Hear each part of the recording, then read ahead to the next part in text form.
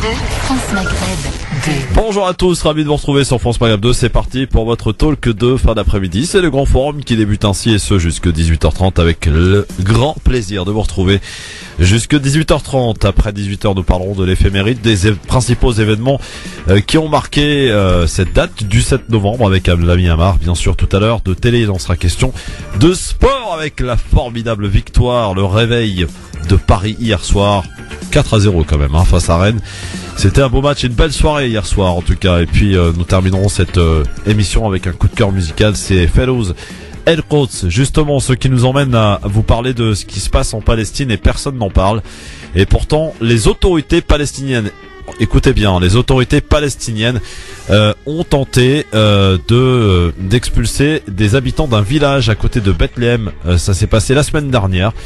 Ils se comportent ainsi comme les autorités occupantes, les autorités israéliennes, pour y installer une usine de ciment. Et nous en parlerons tout à l'heure avec Abir Ahmad, qui est une grande militante évidemment et palestinienne d'ailleurs elle-même, pour nous faire part de ce qui s'est passé la semaine dernière. Et apparemment on parlerait d'un assaut qui donc a raté la semaine dernière et qui pourrait être retenté cette semaine. Donc on parlera de cette information très importante à 17h tout à l'heure. Elle sera notre invitée Abir Ahmad. Aujourd'hui, parmi ceux qui vont nous accompagner, les chroniqueurs, monsieur Ousmane Timera qui est avec nous. On le salue. Salut Ousmane. Salut, bonjour à tous. Comment tu vas Ousmane? Écoutez, je suis vivant. Ouais, bon, très bien. Alors, tu sais que j'ai reçu pas mal de, la vie est la vie du cœur. J'ai reçu pas mal de courriers, mon ami Ousmane. Ah bon? Ah oui. De courriers par rapport à ta prestation avec Asselineau. Ah ouais? Ouais. On t'a trouvé extrêmement agressif. Ah bon? Oui. Tiens. Bon. C'est étrange, on en parlera sans doute. Ouais, absolument. Monsieur Islam Saïli, bonjour. Salut. Comment ça va? Ça va et toi? Ouais, bah écoute bien, bien, tranquille. Et puis on attend le troisième. Il est en bécane, j'espère qu'il est pas tombé. Bah oui, Yasser Louati, il est où Yasser Louati? Bon. On l'attend en tout cas, il devrait pas tarder à arriver. Les stars se font attendre. Ah oui, c'est ça. C'est pas gentil pour nous, mais c'est pas grave. J'ai dit c'est pas gentil pour nous, mais bon, c'est pas grave. Moi, ça me dérange pas de pas être une star, hein, c'est bien. Ah ok, tu veux pas briller toi? Non. Ou dans le noir peut-être. Dans le noir, non? De toute façon, la lumière n'existe que dans le noir. Ouais. Pourquoi que non? J'ai rien dit du tout. Ça veut rien dire. Tu commences comme ça la semaine. Oui, je pars en cacahuète. Alors, dans l'actualité d'abord, avant de parler d'actualité, votre avis tranché, monsieur Timera? L'avis tranché. Alors, il y a un avis tranché sur ce qui se passe en Turquie en ce moment. Très bien. Pour une fois, je vais pas être tendre avec Erdogan. Ouais. Et voilà. Moi, ça sera sur un petit argenteuiller, un jeune argenteuiller qui s'appelle Malek. Malek, très bien. On verra ce qu'il fait donc tout à l'heure. Dans l'actualité aujourd'hui, on va parler, messieurs, tout d'abord revenir sur le discours du roi Mohamed VI hier à l'occasion du 41e anniversaire de la Marche verte. Un discours royal du 6 novembre prononcé, et c'est une première d'ailleurs, depuis un pays étranger, depuis Dakar, où le roi Mohamed VI a entamé donc une visite officielle au Sénégal. Dans cette allocution, le souverain appelle notamment le futur gouvernement marocain à considérer l'Afrique comme une priorité dans son programme. Ça devrait vous interpeller, monsieur Timera. Parce que l'Afrique de l'Ouest, notamment. Il veut collaborer notamment avec... non, on est en France Maghreb 2, dirait l'autre. Oui, bien sûr, ça m'interpelle beaucoup. Bon, évidemment, on en reparlera donc tout à l'heure. Et puis on parlera aussi, bien sûr, de la bataille qui continue contre Daesh en Irak et en Syrie. Il se poursuit donc en Irak. Les forces irakiennes ont repris ce matin la dernière localité importante au sud de Mossoul. Et puis en Syrie, l'offensive sur Raqqa a débuté ce week-end. Deux objectifs, donc à la fois, c'est un pari un peu risqué. C'est ce que dit en tout cas Alain Rodier, qui est un expert en sécurité internationale. On en parlera avec vous, bien sûr, de tous ces sujets, sans oublier le j'aime ou j'aime pas. Bienvenue tout le monde, c'est parti pour votre grand forum avec, n'oubliez pas, à 17h, Abir Ahmad. On va parler de ce qui se passe en Palestine. Les autorités palestiniennes donc qui tentent d'expulser des habitants d'un village à côté de Bethléem pour y installer une usine de ciment. Et apparemment tout cela se ferait avec la complicité de l'armée israélienne. Incroyable, et pourtant c'est véridique. On en reparlera donc tout à l'heure à partir de 17h. Pour l'heure, c'est le zapping, c'est les meilleurs moments qu'il fallait pas rater, évidemment. Le zapping, les meilleurs moments qu'il ne fallait pas rater à la télé, à la radio, sur internet. Et on commence le zapping par un témoignage bouleversant, celui d'une jeune fille âgée aujourd'hui de 16 ans qui a d'ailleurs sorti un livre sur le harcèlement à l'école dont elle a été victime pendant plus de 2 ans. Elle raconte, écoutez, c'est bouleversant. Presque depuis le premier jour, on a commencé à me faire des remarques. Et puis il y a eu la première insulte, sale castor. parce que j'avais les dents en avant. Et ils me trouvaient laide. Je me suis défendue, je les ai insultés aussi. Je voulais pas me laisser faire. Mais ils ont été finalement plus forts. Oui, parce qu'après, c'était plus une personne, ça a été 3 personnes, puis une classe entière. C'était 15 à 20 personnes qui me frappaient tous les jours. Dès que je faisais un geste, tout le monde m'insultait, ou tout le monde faisait semblant de vomir, ou je me prenais un coup. Ne serait-ce que, je sais pas, je n'osais même plus bouger un bras, je levais plus la main en classe, je parlais plus. Le moindre geste était un danger. La classe était réunie en un seul groupe et le seul moyen d'avoir des amis, c'était de me frapper en fait. Plus on me frappait, plus on était bien vu. Il n'y a pas d'humanité dans ton groupe. Non, il y avait plus. J'étais pas un être humain à leurs yeux. J'étais juste une sale pute qu'il fallait frapper. On me disait pends-toi, suicide-toi. On me disait qu'à ma place, avec ma tête, eux, ils seraient montés sur le toit du collège et ils se seraient jetés dans le vide. Et à un moment donné, t'as presque un passage à l'acte. À la fin de la 6e, oui, je suis allée sur mon balcon et j'ai voulu me jeter dans le vide. Qu'est-ce qui te retient? Les vacances d'été sont dans quelques semaines et je me suis dit que j'allais tenir. J'ai tout caché à ma famille. Pour moi, j'étais coupable. J'avais honte et je pouvais pas en parler. Coupable de quoi? Je me sentais coupable de ne pas pouvoir me défendre. Et en quelque sorte, je me suis dissociée. Et c'était comme si c'était plus moi qui étais frappée en fait. J'ai vu un enfant dans la rue en train d'être frappé. Et je me suis vue en train d'être frappée en fait. C'est de voir quelqu'un d'autre. Ça m'a fait d'un seul coup réaliser que c'était pas de ma faute, que personne méritait ça. Je suis allée parler à ma mère ensuite, un soir. Je lui ai dit, maman, j'ai été harcelée au collège. Et on est allé porter plainte. En écrivant, j'ai réussi à retrouver la vie. Et c'est en écrivant justement que j'ai pu donner un sens à ce qui m'est arrivé et qu'aujourd'hui j'aimerais dire à toutes les victimes de parler. Parce que personne ne doit se sentir coupable de ça, personne ne peut mériter ça, et il y a une vie après le harcèlement. Voilà pour ce témoignage bouleversant. On enchaîne dans ce zapping avec celle qui a été récompensée par le Goncourt la semaine dernière, la franco-marocaine Leïla Slimani.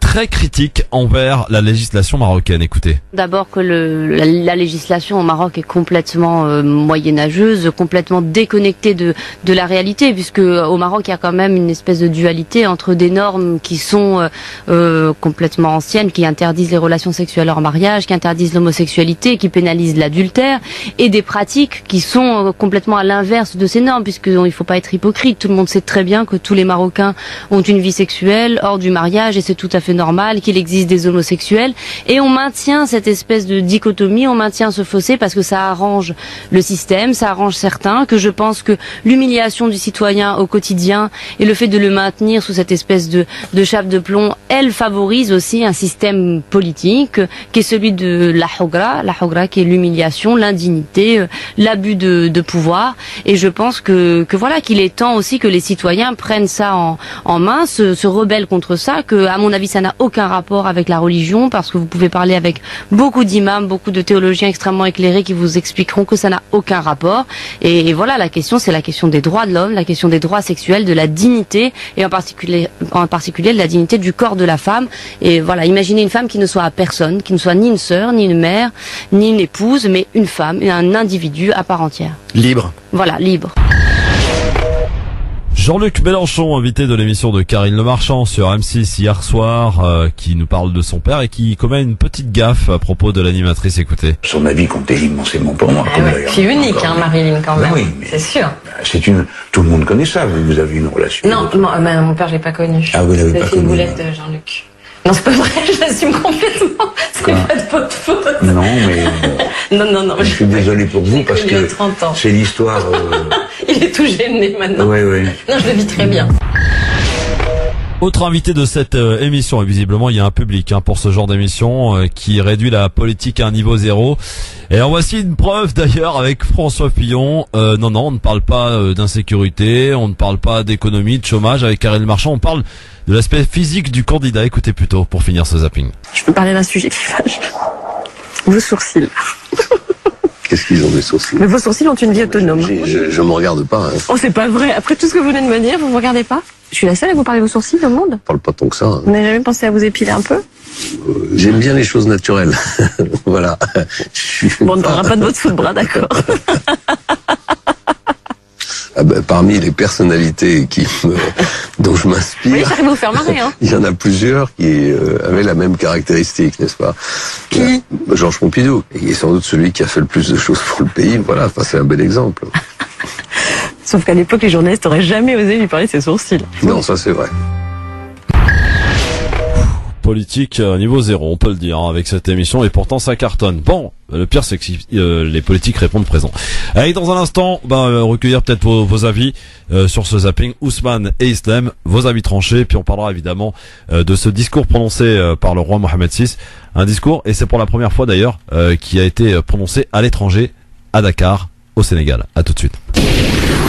Le grand forum sur France Maghreb 2 avec Islam Seili, avec monsieur Ousmane Timéra, mais aussi avec Yasser Louati. Il est arrivé, un petit peu en retard, mais il est arrivé. Enfin. Bah alors, qu'est-ce que ça veut dire, Yasser? Les stars se font attendre?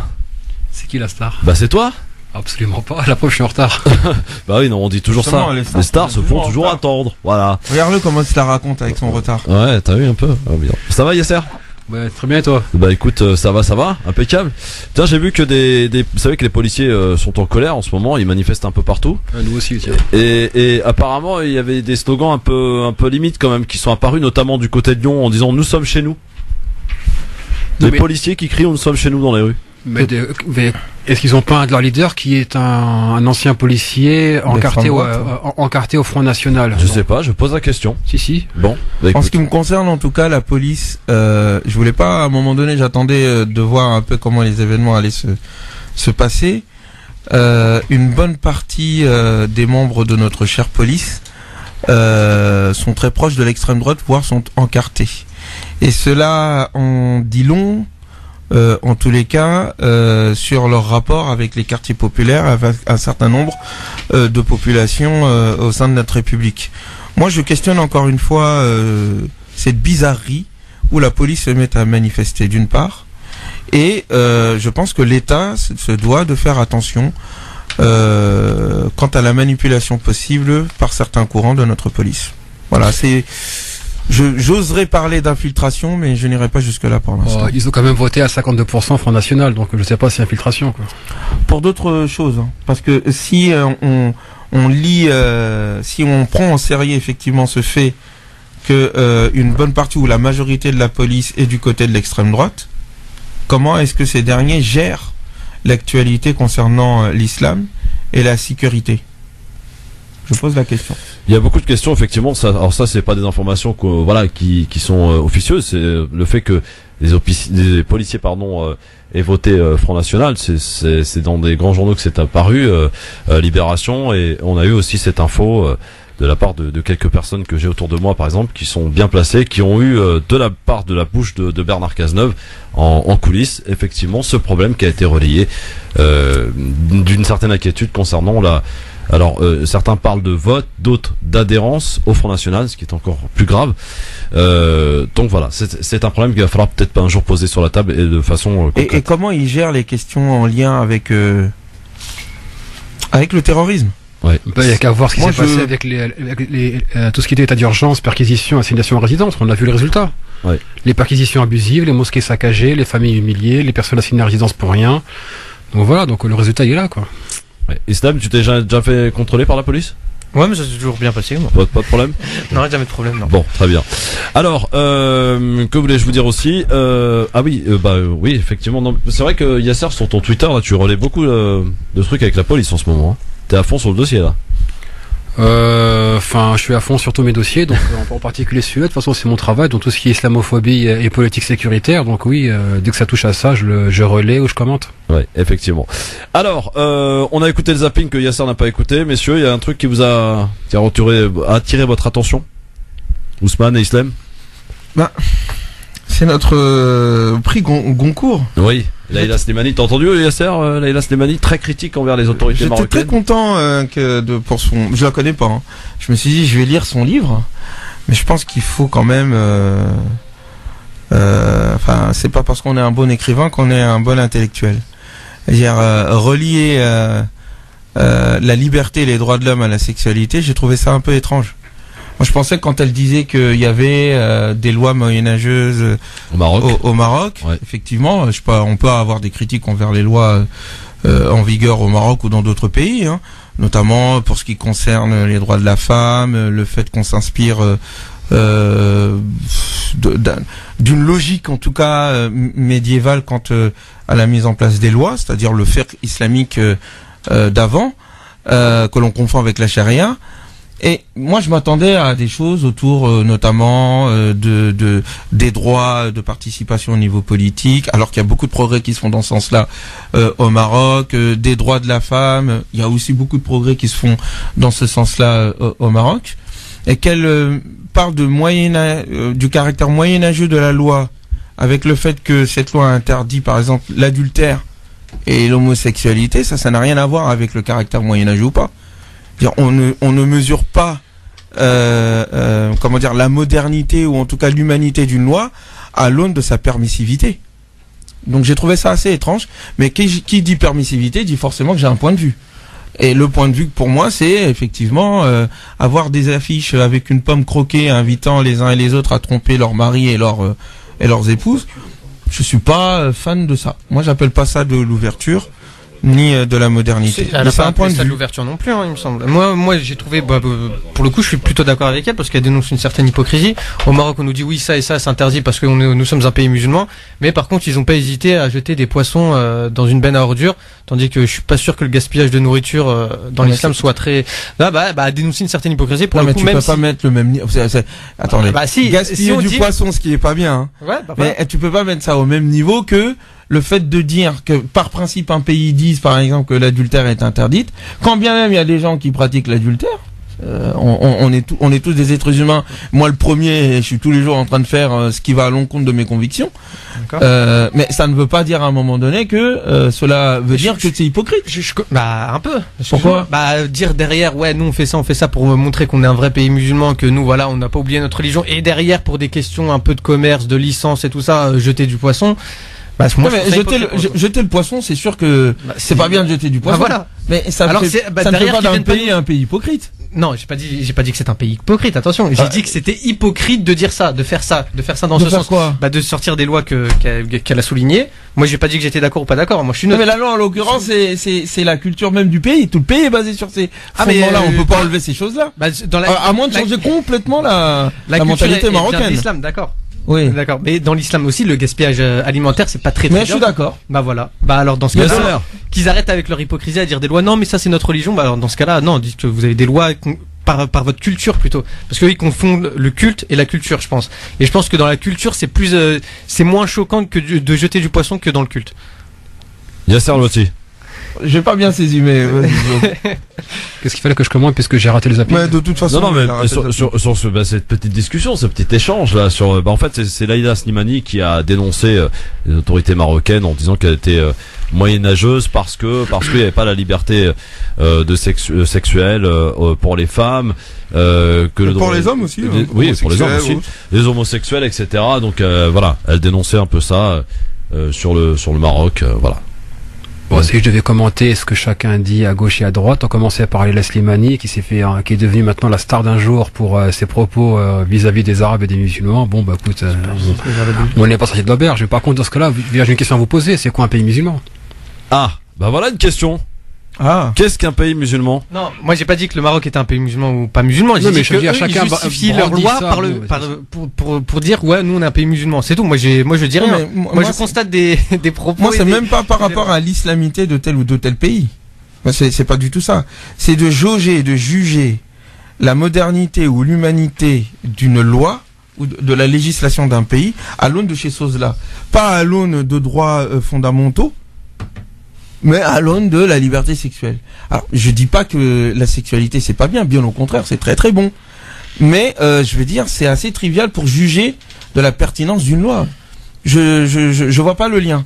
Et on juge souvent dans nos pays anciennement musulmans ou en France de le caractère moderne d'une loi à l'aune de sa capacité à aller à l'encontre de certaines valeurs morales et autres, etc. Donc je trouve que c'est un peu bizarre. Ouais. C'est juste ça que je veux dire. Hein. Après, on fait ce qu'on veut. Hein. Bon, alors passons sur les propos de Laïla Slimani, si vous voulez bien, on va passer. Mais c'est pas important. Hein. Oui, c'est pas important, voilà, mais bon, on peut en parler quand même. Parce qu'on peut parler de tous les sujets dans cette émission. Voilà, 01 40 33 9000 d'ailleurs, si vous voulez le faire avec nous, et notamment réagir aux avis tranchés, c'est parti. 5, 4,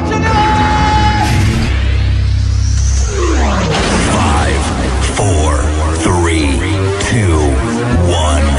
0. Je ne fais pas que ce soit, c'est la mise à pied. Alors piétinez-moi, allez-y. Alors, on va commencer cet avis tranché. Je rappelle aux auditeurs qui peuvent réagir évidemment aux avis tranchés au 01 40 33 9000 40 33 90 00. Tiens, allez, Ousmane, à toi. Pourquoi moi? Bah, je sais pas, comme ça. Il y a Islam ici. Bah oui, il y a Islam, il y a aussi Yasser, mais c'est toi. Allez. Bon. Alors moi, mon avis tranché concerne ce qui se passe un peu en Turquie. Alors, j'essaie de faire attention avec ce qui se passe en Turquie parce que il y a une forme de propagande quand même qui vise à mettre en lumière souvent ce que l'on considère être des défauts, qui sont peut-être même des défauts, et voire quelquefois des choses qui sont hors de la vérité. Mais il n'empêche que je trouve dommage que Monsieur Erdogan utilise la tentative de coup d'État qui a eu lieu comme un moyen pour se débarrasser entre guillemets de tous ses opposants. Alors qu'il faille faire à un moment donné le ménage, ou en tout cas essayer de trouver ceux qui ont trahi la patrie et de les juger, je l'espère, et pas les torturer. En tout cas c'est dans ce sens-là, j'espère qu'ils vont aller, c'est une chose. Mais ensuite en profiter pour mettre à mal et l'opposition qui participent de la démocratie et qui ont tous condamné le coup d'État. Bon, je dis, voilà, faut faire attention. Il y a des acquis qu'on ne peut remettre en question, notamment le fait que la Turquie ait décidé d'abolir la peine de mort. Je pense que revenir sur cela, ça ne sert à rien du tout. C'est une forme de populisme à mes yeux, et ça n'est pas à la hauteur des enjeux auquel participe la Turquie. Donc voilà, c'est pas parce que on se sent proche d'un peuple qu'il faut accepter tout et n'importe quoi. Il faut savoir être critique. Voilà pour ce qui est de la Turquie, en tout cas de la position d'Ousmane. Est-ce qu'un des deux souhaite réagir à l'avis tranché d'Ousmane, Yasser ou Islam? Je remarque que les condamnations entre guillemets du régime turc ont duré bien plus longtemps que les condamnations de Sisi, mais aussi du coup d'État manqué. Il y a quand même eu, je crois, près de 300 morts. On a eu un avion de chasse qui a été bombardé le Parlement. C'est pas rien. Je veux dire, il faut quand même se mettre à la place de personnes qui dirigent un pays qui est encerclé par Daesh, des frontières instables avec tous ses voisins. On a en plus la crise des réfugiés. Ils ont eu leur coup d'État manqué avec une rivalité, c'est vrai, entre Gülen et comment il s'appelle et Erdogan. Je veux dire, qu'est-ce qu'on ferait en France si un avion de chasse avait décollé, disons un avion de chasse qui appartient à une association on va dire de quartier, d'accord, il décolle, on va dire, je sais pas, de Villacoublay, il se met à bombarder soit le Sénat, soit l'Assemblée nationale. La guerre civile. Et 300 morts, je veux dire, qu'est-ce qui se passerait en France? Je veux dire, il y a un moment, c'est vrai, et moi franchement je commence à seulement me dire, mais qu'est-ce qui tourne pas rond là-bas? Mais en même temps il faut aussi avoir des avis équilibrés sur, entre-temps, le coup d'État manqué qui est extrêmement grave et ça aurait pu basculer vers une dictature militaire à la Sisi, on n'en sait trop rien. Et d'ailleurs soutenu par certains qui parle aujourd'hui. Mais l'avion a quand même décollé d'une base de l'OTAN, quoi. Donc c'est pas rien. Donc et que les condamnations ont commencé à se faire entendre de France ou des États-Unis une fois que le coup d'État était quasi condamné, on savait que ça allait échouer. Donc oui, maintenant c'est vrai. Et puis à Erdogan, il faut aussi j'ai rien à demander aux Turcs ni à leur apprendre. Je suis pas dans cette posture impérialiste, mais voilà, c'est vrai qu'on peut logiquement concevoir qu'il y ait une frontière poreuse entre justement la répression légitime des protagonistes d'un coup d'État et justement les règlements de compte, comme tu le dis, avec l'opposition pour la faire taire. Islam sur la Turquie. Moi, je suis plutôt d'accord avec ce qu'il a dit. Je trouve que c'est un avis mesuré et objectif. C'est vrai que Erdogan, il a une grosse cote de popularité et dans son pays et un petit peu dans le monde arabo-musulman parce que voilà, il a des positions fortes. Mais il faudrait pas. C'est pas un chèque en blanc, quoi. C'est pas, il fait ce qu'il veut, quoi. Voilà. C'est exactement ce que je dis. Voilà, c'est ce que j'allais dire. Donc voilà, faut pas non plus qu'il commence à être au-dessus des lois et être au-dessus du peuple. Donc restons vigilants. Voilà. Exactement. Est-ce que vous savez que depuis 16h34 précisément, les femmes sont invitées à ne plus travailler? D'où ça? En France. Et pourquoi? Avec l'inégalité de salaire, à partir d'un 7 novembre à 16h34, elles sont bénévoles jusqu'à la fin de l'année en fait. Elles ont raison. Voilà, donc les femmes sont invitées à 16h34 à observer un droit de grève aujourd'hui. Yasser, c'est important ça?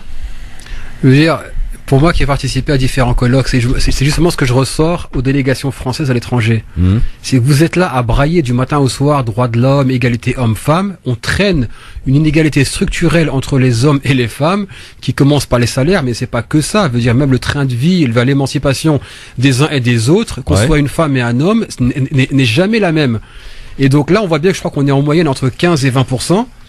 Et il y a toujours rien qui est fait. Je veux dire, faut quand même se souvenir que la seule Premier ministre qu'on a eue sur la 5e République était une femme, Édith Cresson, en 93. Elle a pas fait long feu, hein. Ouais, quoi, 4 mois, je crois, 4 mois ou 6 mois, on se souvient plus. 9 mois. 9 mois, ouais. J'ai vu ça, ouais. En tout cas, si des femmes nous écoutent et qui ont observé effectivement elles ont bien raison. Cet appel, répondu à cet appel, vous nous appelez 01 40 33 9000. Vous êtes pas en grève du téléphone, donc vous pouvez quand même appeler, n'hésitez pas. Mais surtout, ce qui est dommage, c'est qu'elle soit obligée de faire ça. Moi, je me souviens quand je participais à la campagne présidentielle et quand j'ai eu un certain nombre de débats en 2012. En 2012, ouais. Et que j'étais au Parlement en train de discuter avec certains députés et autres. Ils disaient, mais pourquoi, j'avais proposé, pourquoi vous faites pas une loi? Pourquoi attendre que ce soit les entreprises ou la société qui d'elle-même doit évoluer, alors que pour tout et n'importe quoi vous faites des lois pour l'égalité de salaire au moins, quoi. Le fait qu'il n'y ait pas eu de loi, ça veut dire qu'il y a des résistances et il y a peut-être même des groupes de pression. Et veut dire, en parlant de égalité homme-femme, faut quand même pas oublier qu'en France, en 2016, quand on est une femme de confession musulmane voilée, on a 1% de chance d'avoir une réponse favorable à une candidature. 1% de chance. Déjà, quand on est musulman, ni homme ni femme, on a 4 fois moins de chances que la moyenne d'avoir un emploi.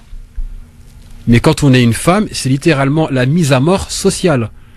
Je veux dire, c'est vrai qu'il y a une inégalité de salaire. Faut aussi penser à ces jeunes filles musulmanes, et j'en ai croisé un paquet, qui sont diplômées souvent de grandes écoles, qui ont des bac+5, bac+6, j'en ai vu carrément qui ont terminé leur doctorat, et qui vous disent, je préfère rester à la maison, avoir un petit emploi, que de retirer mon voile, parce que voilà, malgré mes études, etc. Et je reçois des messages de ce genre, et je vous dis sincèrement, d'accord, égalité, etc., il n'y a pas de problème. Mais il faut aussi que l'égalité inclue ces jeunes femmes musulmanes qui n'en sont même pas à l'égalité de salaire, c'est qu'elles n'ont même pas de salaire.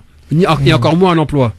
Et en plus de ça, elles sont au centre des discussions concernant les libertés de la femme. Donc pour elles sont soumises. Enfin, selon les. On parle en leur nom. Les féministes, quoi. Ouais, voilà. Bon, en tout cas, voilà, suivez cet appel de près. Depuis 16h34, effectivement, les femmes sont considérées comme travaillant bénévolement suite à cause de l'inégalité de salaire.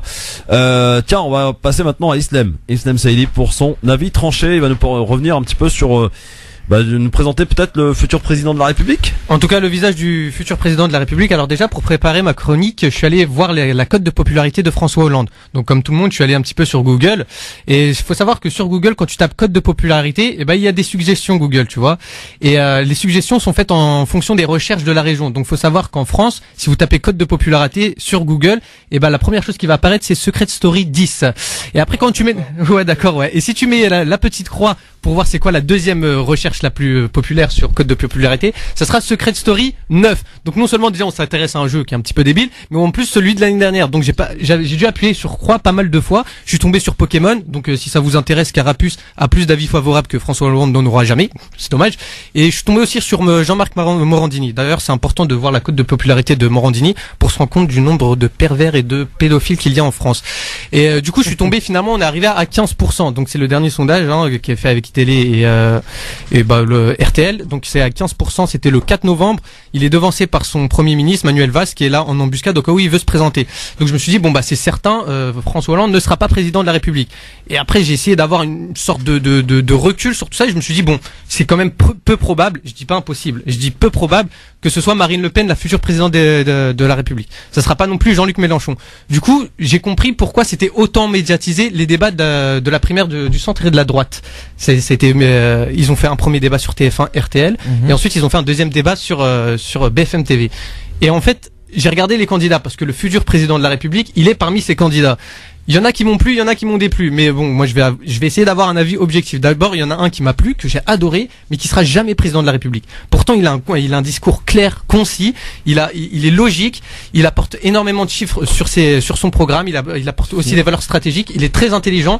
Il est très posé. C'est le leader du parti chrétien-démocrate. Mais malheureusement, il sera jamais président de la République parce qu'il s'appelle Jean-Frédéric Poisson. Alors Jean-Frédéric, encore ça, tu peux le cacher. Tu mets JF, un peu comme Kennedy. Mais Poisson, il y a le mot poisse et il y a le mot poisson. Tu seras jamais président. Et ensuite il y a Nicolas Kosciusko-Morizet qui passe plus son temps à crier qu'autre chose. Nathalie, oula, je m'embrouille. Nathalie, ouais, mais lui il me regarde avec des yeux revolver. Donc Nathalie Kosciusko-Morizet qui passe plus son temps à crier qu'autre chose. Donc finalement il y a deux candidats qui se détachent, à savoir Nicolas Sarkozy et Alain Juppé.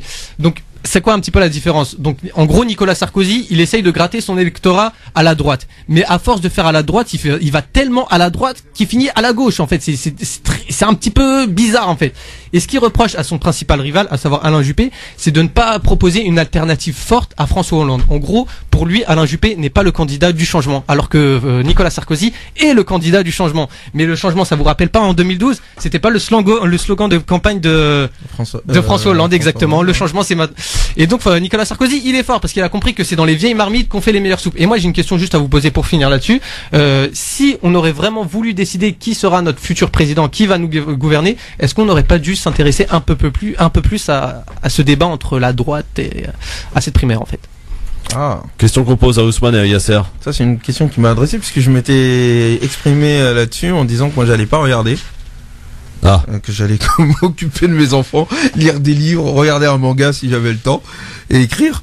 Et je sais pas s'il faut regarder ces choses-là. Malheureusement, à force de regarder aussi les émissions politiques, parce que je kiffe ça, donc j'ai pu quand même voir l'essentiel de l'émission et ça volait pas très haut. En même temps, s'ils sont tous dans le même parti, ils sont tous à peu près d'accord. Après, c'est très subtil leur petite différence, mais en fait, c'est surtout on se tire dessus. T'as l'impression que t'as Sarkozy qui est face à ses anciens ministres. J'ai l'impression que c'est une sorte de western où il y a Clint Eastwood qui va avec ses anciens amis pour leur tirer dessus. Après, vraiment, il y a vraiment deux qui se détachent, c'est Juppé et Sarkozy. Et ce qu'il faut noter aussi, c'est que selon les sondages, Sarkozy part en tête dans son parti pour être le président des Républicains, donc pour se présenter à la candidature. Mais selon, là, je parle au niveau national, Alain Juppé ferait un meilleur président que Sarkozy. Du coup, c'est bête. Parce qu'on passe à côté du meilleur président selon nous, enfin selon les sondages, mais ça va être un autre qui va être élu parce qu'on va pas voter. Ouais, le problème c'est que même cette primaire, ces histoires de sondages, en fait, vous avez déjà été questionné vous par des sondages? Non. Ouais, ça m'est déjà arrivé une fois. Ouais. T'as de la chance toi. Mais c'est toujours des sondages. On estime que 8000 personnes ou 10 000 personnes avec leurs opinions peuvent représenter les 6 millions ou 10 millions ou 20 millions ou 30 millions de d'électeurs. Il y a une tendance qui se dégage quoi par rapport à... Je trouve ça bizarre. Et donc du coup je pense que plus on dit que c'est un tel qui peut gagner et plus ça s'auto-réalise. C'est pas très démocratique tout ça. Tu veux dire que les sondages influencent? Non, je pense pas que les sondages influencent. Oh non, bien sûr, ça n'influence pas. Non. Non. Pourquoi ça va influencer? Évidemment. Mais non, je suis pas d'accord avec ça. Non, en fait, faut pas croire que les sondages c'est fait juste en interviewant 5000 personnes au hasard. Après, faut savoir qui est interrogé. En fait, on a un institut en France pour les sondages, c'est l'INSEE. Oh, moi je le connais. J'ai fait des études dans ce sens-là. Mais pour moi, c'est du pipeau. C'est du pipeau. Moi, c'est pas ce que j'ai appris à la fac. Parce que je trouve que chaque individu est différent. On peut pas à un moment donné faire représenter les opinions d'un individu parce que 10 000 personnes ont dit la même chose. C'est dans pas un 10 000 sens. personnes au hasard. Même si c'est pas au hasard. Des échantillons de... Un individu est un individu, il est différent des autres. Ah, après, t'es pas très déterministe, toi. Ah non, moi pas je très suis Durkheim. je suis pas Durkheim du tout. Yasser Louati sur cet avis tranché de Islam. Mais je commence à réserver sur ta sympathie pour Poisson. Donc c'est quand même un type qui passe son temps à dire qu'il a un problème avec l'islam, que l'islam déstabilise la France, la civilisation. C'est l'islam tout court qui pose un problème à la France. La France est déstabilisée par l'islam. Son slogan de campagne, c'est quand même, je crois, être nos valeurs ou je ne sais quoi. Non, parce qu'en même temps, il est président du parti chrétien-démocrate. Donc non, mais il peut être aussi président du parti démocrate, tout ce que tu veux, il n'y a pas de problème. Non, mais je sais, voilà. Mais moi, je l'ai pas vu autant condamner l'islam, notamment pendant le débat. Je le voyais plutôt parler de dialogue quand il fallait parler. Non, mais c'est pour ça qu'il faut regarder le film en entier. Il faut pas regarder seulement l'image qu'on donne à l'instant T. C'est le problème. Moi, j'ai regardé le débat en entier. Ah, mais le problème, c'est que moi, cette personne-là, je la connais assez bien parce que je suis un peu son parcours, ce qui se dit. C'est que c'est une personne qui n'a pas vraiment une grande sympathie pour les citoyens de confession musulmane, qui s'est aussi inscrit qui en a dans cette primaire de droite, il n'y en a pas beaucoup. Non, mais exactement. Donc c'est pour ça que j'ai pas regardé parce qu'il faudrait être. Hein? Juppé, ça a été le premier. Moi, j'aime pas. Sérieux, Juppé sur l'islam de contrat. Non, mais arrêtez. Je fais exprès d'utiliser son nom, hein. T'es sérieux, Islam? Non, moi, Juppé, je trouve que ça a été le premier pendant pendant la fameuse, sur le Burkini, tout ça, là, sur le bordel. Ça a été le premier à dire que ce pays devient fou. Non, oui, d'accord. Ce pays devient fou, il a bien raison, mais il a quand même aussi dit que c'est, qu'il fallait imposer un islam de contrat. C'est aussi ce même Alain Juppé qui demandait, veut dire Alain Juppé, il est pas stupide, il connaît les musulmans, il les fréquente à Bordeaux, qui demandait aux musulmans de se désolidariser de Daesh. Non mais où est-ce qu'on va? Mais de toute façon, tout le monde demande aux musulmans de se désolidariser de Daesh. Donc Juppé n'est pas différent des autres. Il n'est pas différent des autres, mais c'est une il est peut-être moins pire que certains. Il faut pas oublier. Il est peut-être moins pire que certains. Alors, j'ai la pub et dans un instant, on va passer à l'avis tranché de l'ami. Le moins pire n'a jamais mené au meilleur, je le rappelle. Très bien, à tout de suite. C'est sur cette phrase. Pub! Stop. Le grand forum sur France Maghreb 2. Dans un instant, on va accueillir Abir Ramad qui est avec nous dans un instant sur France Maghreb 2 pour parler de la situation du côté de Bethléem, puisque les autorités palestiniennes, messieurs dames, ont tenté de faire un assaut sur ce village pour y en expulser les habitants, pour y installer une usine de ciment. L'assaut a été raté. Il se préparerait un assaut d'envergure en complicité avec l'armée israélienne pour faire tenter de expulser ces villageois, en tout cas de ce petit village donc à proximité de Bethléem. On en parlera avec elle dans un instant. Information un peu passée sous silence. Alors, avant de poursuivre et d'accueillir notre invité, je vous propose d'écouter maintenant l'avis tranché de Yasser Louati. C'est beau. On y va, on t'écoute mon ami. Alors la semaine dernière, je vous parlais de la militarisation de la police et de son impunité augmentée. Voilà qu'un nouveau chapitre s'écrit en termes de liberté publique bafouée et d'émergence d'un État policier. Pendant que chacun prenait soigneusement ses vacances à la Toussaint, notre joyeux tandem, Jean-Jacques Urvoas et Bernard Cazeneuve, ont fait passer en douce une mesure qui met en place un nouveau fichier biométrique pour toute la population. Alors jusqu'ici, on a eu le fichier pour les délinquants et leurs délits. Maintenant, on va avoir un fichier pour les gens honnêtes. Mais puisqu'on n'a rien à leur reprocher, qu'est-ce qu'on va mettre dans ce fichier TES, qu'on appelle titre électronique sécurisé? Alors ça commence par l'état civil, la couleur des yeux, la taille, l'adresse, la filiation des parents, l'image numérisée du visage, empreinte digitale, signature numérisée, adresse mail, numéro de téléphone, tarif du timbre payé et même le code de connexion Internet lorsqu'on fait la demande de la CNI ou du passeport en ligne. Et qui pourra utiliser ces fichiers TES?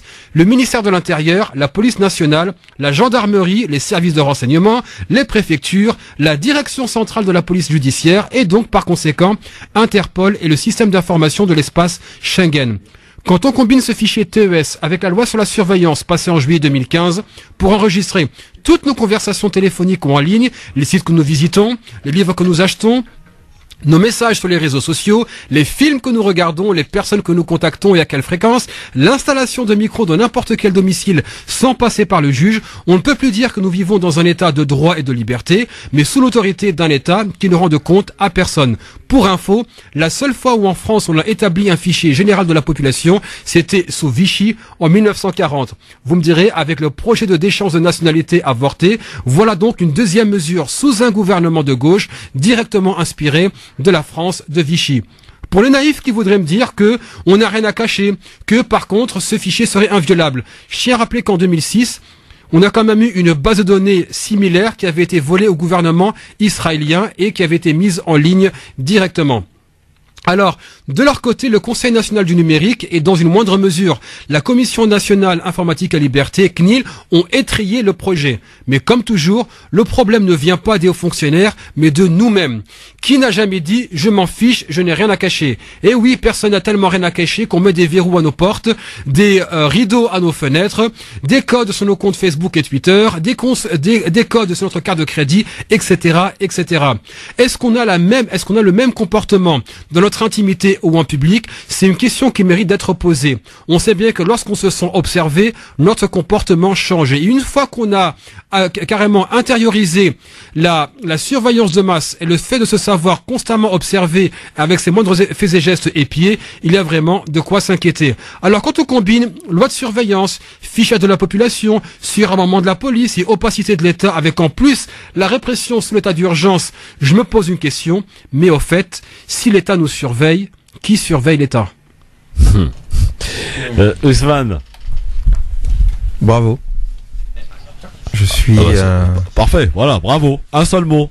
C'est magnifique. Non seulement c'est magnifique, mais ça en dit long sur aussi notre responsabilité à nous. Parce que si l'État se permet de faire ça, c'est qu'au fond l'État sait qu'on ne réagira pas, qu'on ne manifestera pas, et que peut-être même une bonne partie de la population française acquiescera et dira que c'est une bonne chose. Mais comme le disait un résistant allemand face au nazisme, il disait que lorsqu'on est venu chercher les communistes, ils n'avaient rien dit parce qu'ils n'étaient pas communistes. Lorsqu'on est venu chercher des juifs, ils n'avaient rien dit parce qu'ils n'étaient pas juifs. Lorsqu'on est venu chercher des tziganes, eh bien, il n'a rien dit non plus parce que il n'était pas tzigane.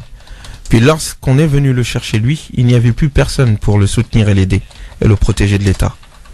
Je pense que se parler à longueur de temps comme nous le faisons de la Seconde Guerre mondiale, mais pour oublier et cacher le fait que nous répétons les mêmes erreurs aujourd'hui, provient de notre amnésie, provient de notre non-citoyenneté, provient de notre manque de courage.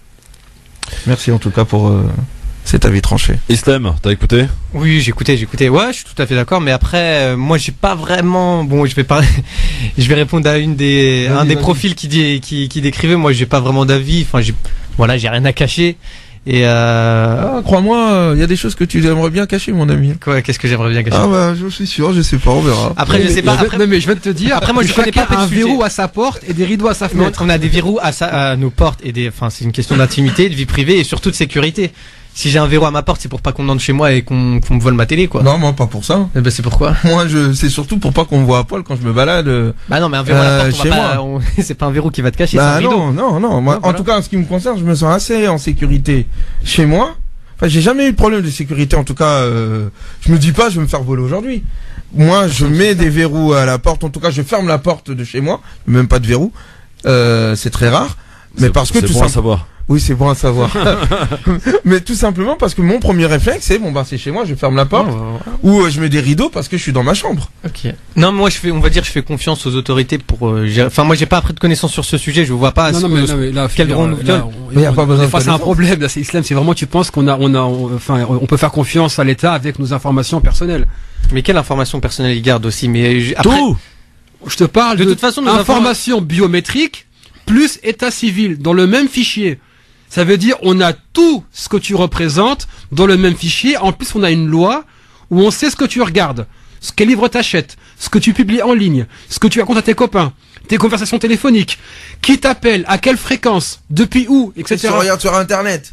Veux dire, t'es pas inquiété? Non, je suis pas inquiété. Enfin, dit comme ça, normal, mais ça inquiète. Mais bon, je pense pas qu'ils vont épier à ce point-là 60 millions de personnes. D'accord. Regarde, c'est quoi? Je vais te faire. Il y a un type qui s'appelle Glenn Greenwald qui avait lancé un défi aux personnes qui pensaient comme ça. Il leur a dit écoutez, je vais ouvrir un compte mail et vous allez me mettre tous vos codes d'accès à Internet, puisque vous avez rien à cacher. Donc c'est quoi? On peut terminer l'émission, je te file mon adresse mail, d'accord? Et tu m'envoies tous tes codes de connexion, puisque tu n'as rien à cacher. Ah non, mais c'est pas une question de rien à cacher. Mais attends, entre toi et un fonctionnaire de l'État qui est censé, voilà, avoir une. Mais qu'est-ce qui me différencie moi d'un fonctionnaire de l'État? Moi, je suis fonctionnaire. De quoi? D'accord. Mais un mec qui sera affairé à la sécurité, en fait, on voit, c'est complètement différent. Toi, je te connais pas. Enfin, même, je sais pas ce que tu représentes. Parce que tu connais les fonctionnaires, toi. Je les connais pas, mais je sais pourquoi ils sont payés et ils sont payés pour ça. Voilà, Ils sont payés pour surveiller. Non mais c'est payés pour surveiller, cet mais je échange sais est très intéressant et moi j'invite tous les auditeurs à Et ils nous vont- donner leur avis. Ah, je sais qu'ils vont pas me servir de mes codes. Mais de regarde, carte. un mec- Mais Un mec comme toi, maintenant t'es. bah, de toute façon, je m'en rendrai compte et après je demanderai à l'État, voilà, remboursez-nous, voilà. Non mais bon. Non mais là franchement Non, mais d'accord. je rigole. Non, mais il y a une différence entre envoyer mes codes à toi et à l'État. Ouais, mais toi, t'es devenu une personnalité publique maintenant. Pourquoi? Parce que t'es ici avec nous à la radio en train de parler. Ok. Et puis Très parce bien. que t'as une page Facebook Et donc, qui est suivie par 48 000 fans. Voilà. Et donc du coup, si à un moment donné on se dit effectivement 60 millions de personnes, c'est trop effectivement. Ouais. Mais des personnes qui commencent à faire du bruit ou en tout cas à avoir de l'influence est susceptible d'être surveillées par l'État. D'accord. C'est pas juste des terroristes qu'on surveille, hein. Ouais, Toutes les ok. personnes, syndicalistes, youtubeurs et autres, etc. Et donc toi, en tant que toi, hein, tu Ouais. te dis que ce serait bien qu'on sache tout ce que tu fais dans ta vie. Et au nom de quoi? Mais je sais bien que tu caches rien. Y a pas de Ouais, souci. mais attention, Mais je suis au pas nom- contre vous, je suis pas contre leur avis, je dis juste Non, que non. moi, je vois rien de. Non, mais je Mais parle justement, pas de- l'État compte sur ça justement pour mettre en place ce genre de surveillance. À travers toi, je parle aux autres hein, qui disent Oui, ça. En bien fait, sûr, hein. bien sûr. Bah, en fait, C'est je suis un peu la qui victime. a envie?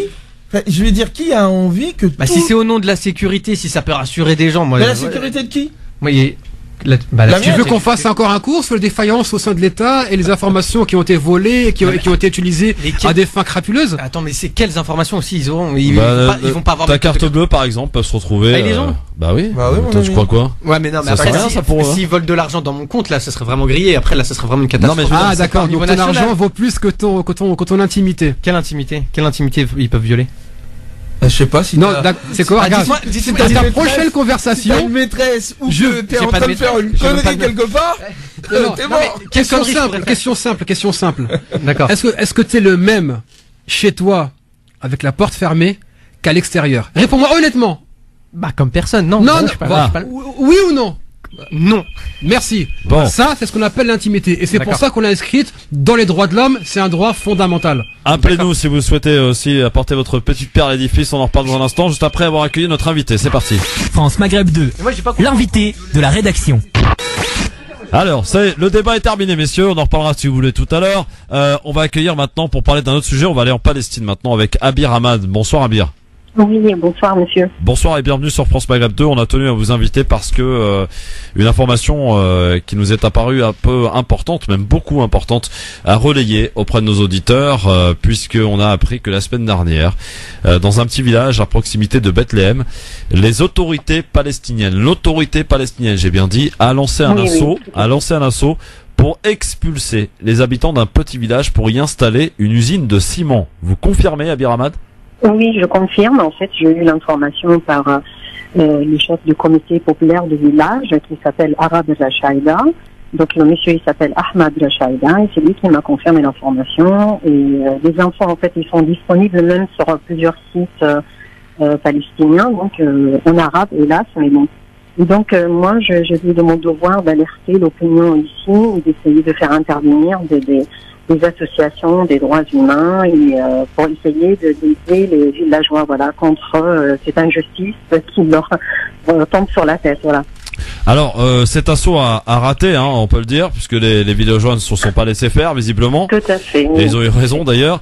Alors et il semblerait aussi qu'une autre information circule et elle est là un peu plus importante, un peu plus sérieuse, c'est que un autre assaut d'envergure se prépare, qui pourrait même intervenir soit aujourd'hui, demain ou après-demain, avec la complicité des autorités israéliennes.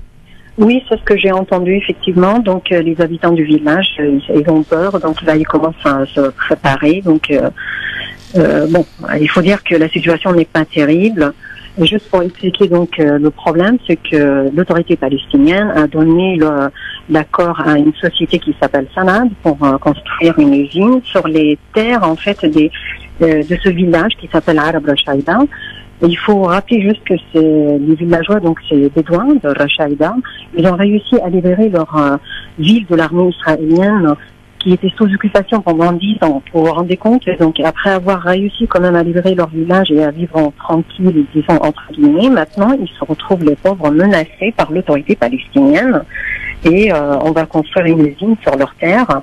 Il faut dire que ces terres, c'est ce qui représente leur principale source de vie. Hein. Donc il y a 20 000 têtes de moutons, il y a 600 chameaux, il y a surtout le plus important, il y a 6 puits artésiens qui alimentent la vaste zone de Bethléem et Hébron. Donc quand on dit construire une usine du ciment, ça veut dire que bon, il y a la pollution derrière, il y a les risques de maladies liés au ciment, et ça représente des conséquences catastrophiques sur l'économie, l'environnement et la santé des villageois. Est-ce que cette information fait du bruit en Palestine? Est-ce que la population palestinienne risquerait de se révolter face à son autorité finalement? Je ne sais pas, honnêtement. Je sais que malheureusement, d'après les villageois, c'est qu'ils ont fait appeler les médias là-bas, mais personne ne vient les voir. Il y a quelques informations qui circulent sur quelques sites. Et je ne peux pas vous dire plus. Alors, j'espère que quand même qu'ils vont obtenir gain de cause, et parce qu'ils ont envoyé aussi une lettre au président palestinien Mahmoud Abbas avec une pétition de 500 signatures exprimant leur rejet en fait de cette décision injuste. Alors on va voir un petit peu d'ailleurs si cette information a circulé ou pas. Est-ce que vous, messieurs autour de cette table, Yasser, Ousmane et Islam, vous étiez au courant? Absolument pas. Non. Voilà. Eh ben écoutez, voilà, c'est aussi ça. La radio, ça sert à ça.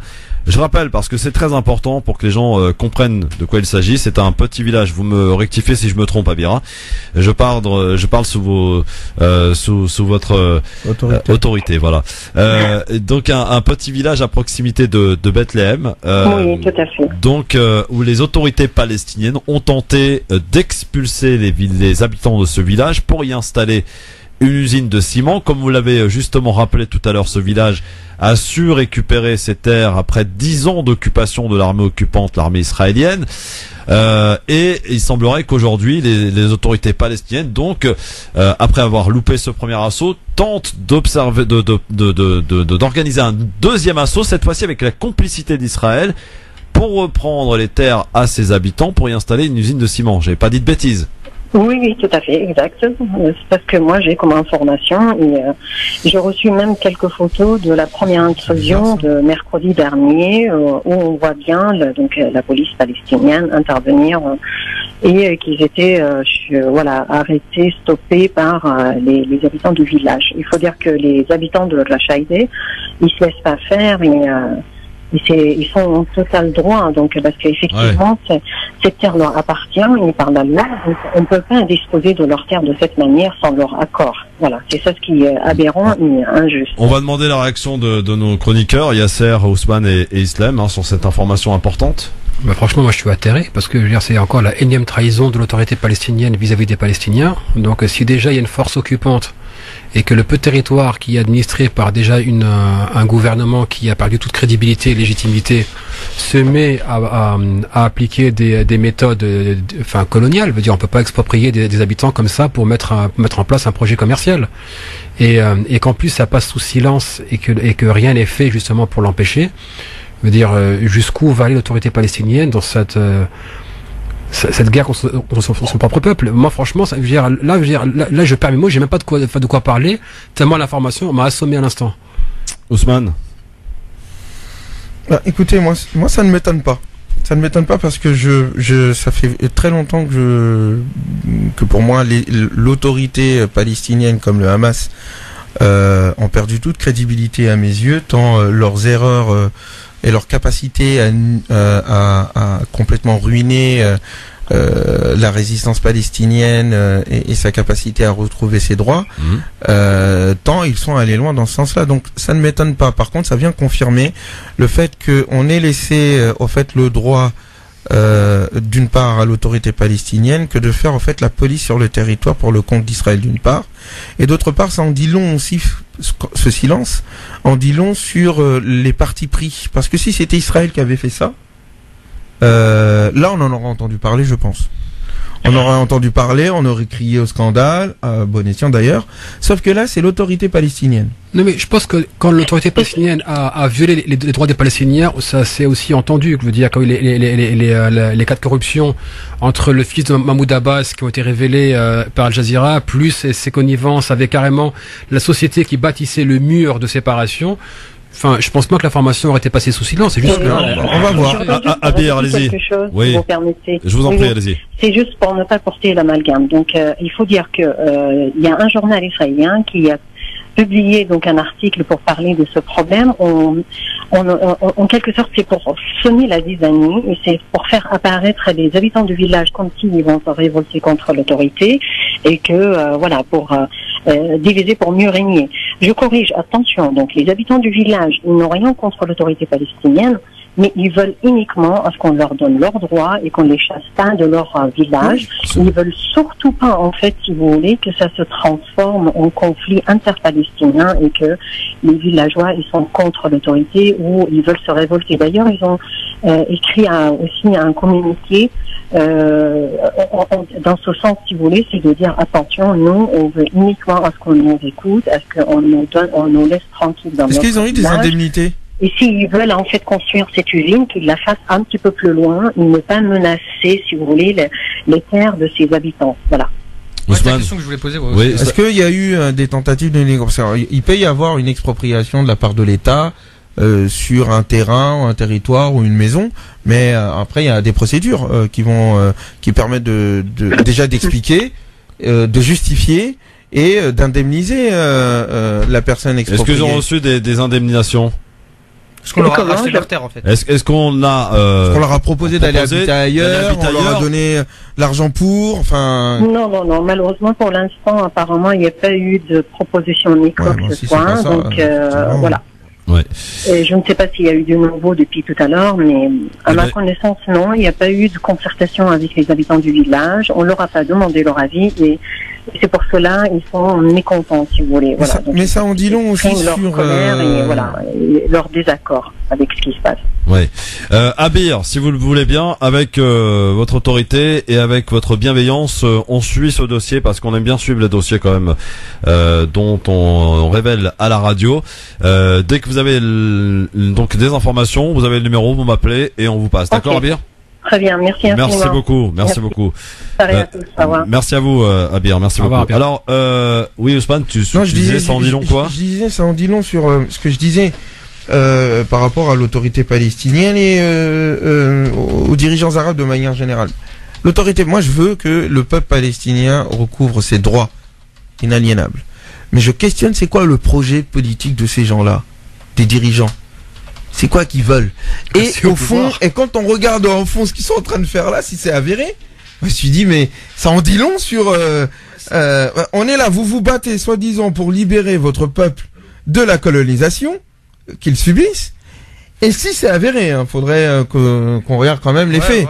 Mais si c'est avéré d'exproprier de la sorte des habitants qui auparavant ont résisté à ceux contre qui vous résistez, bon voilà, c'est étrange.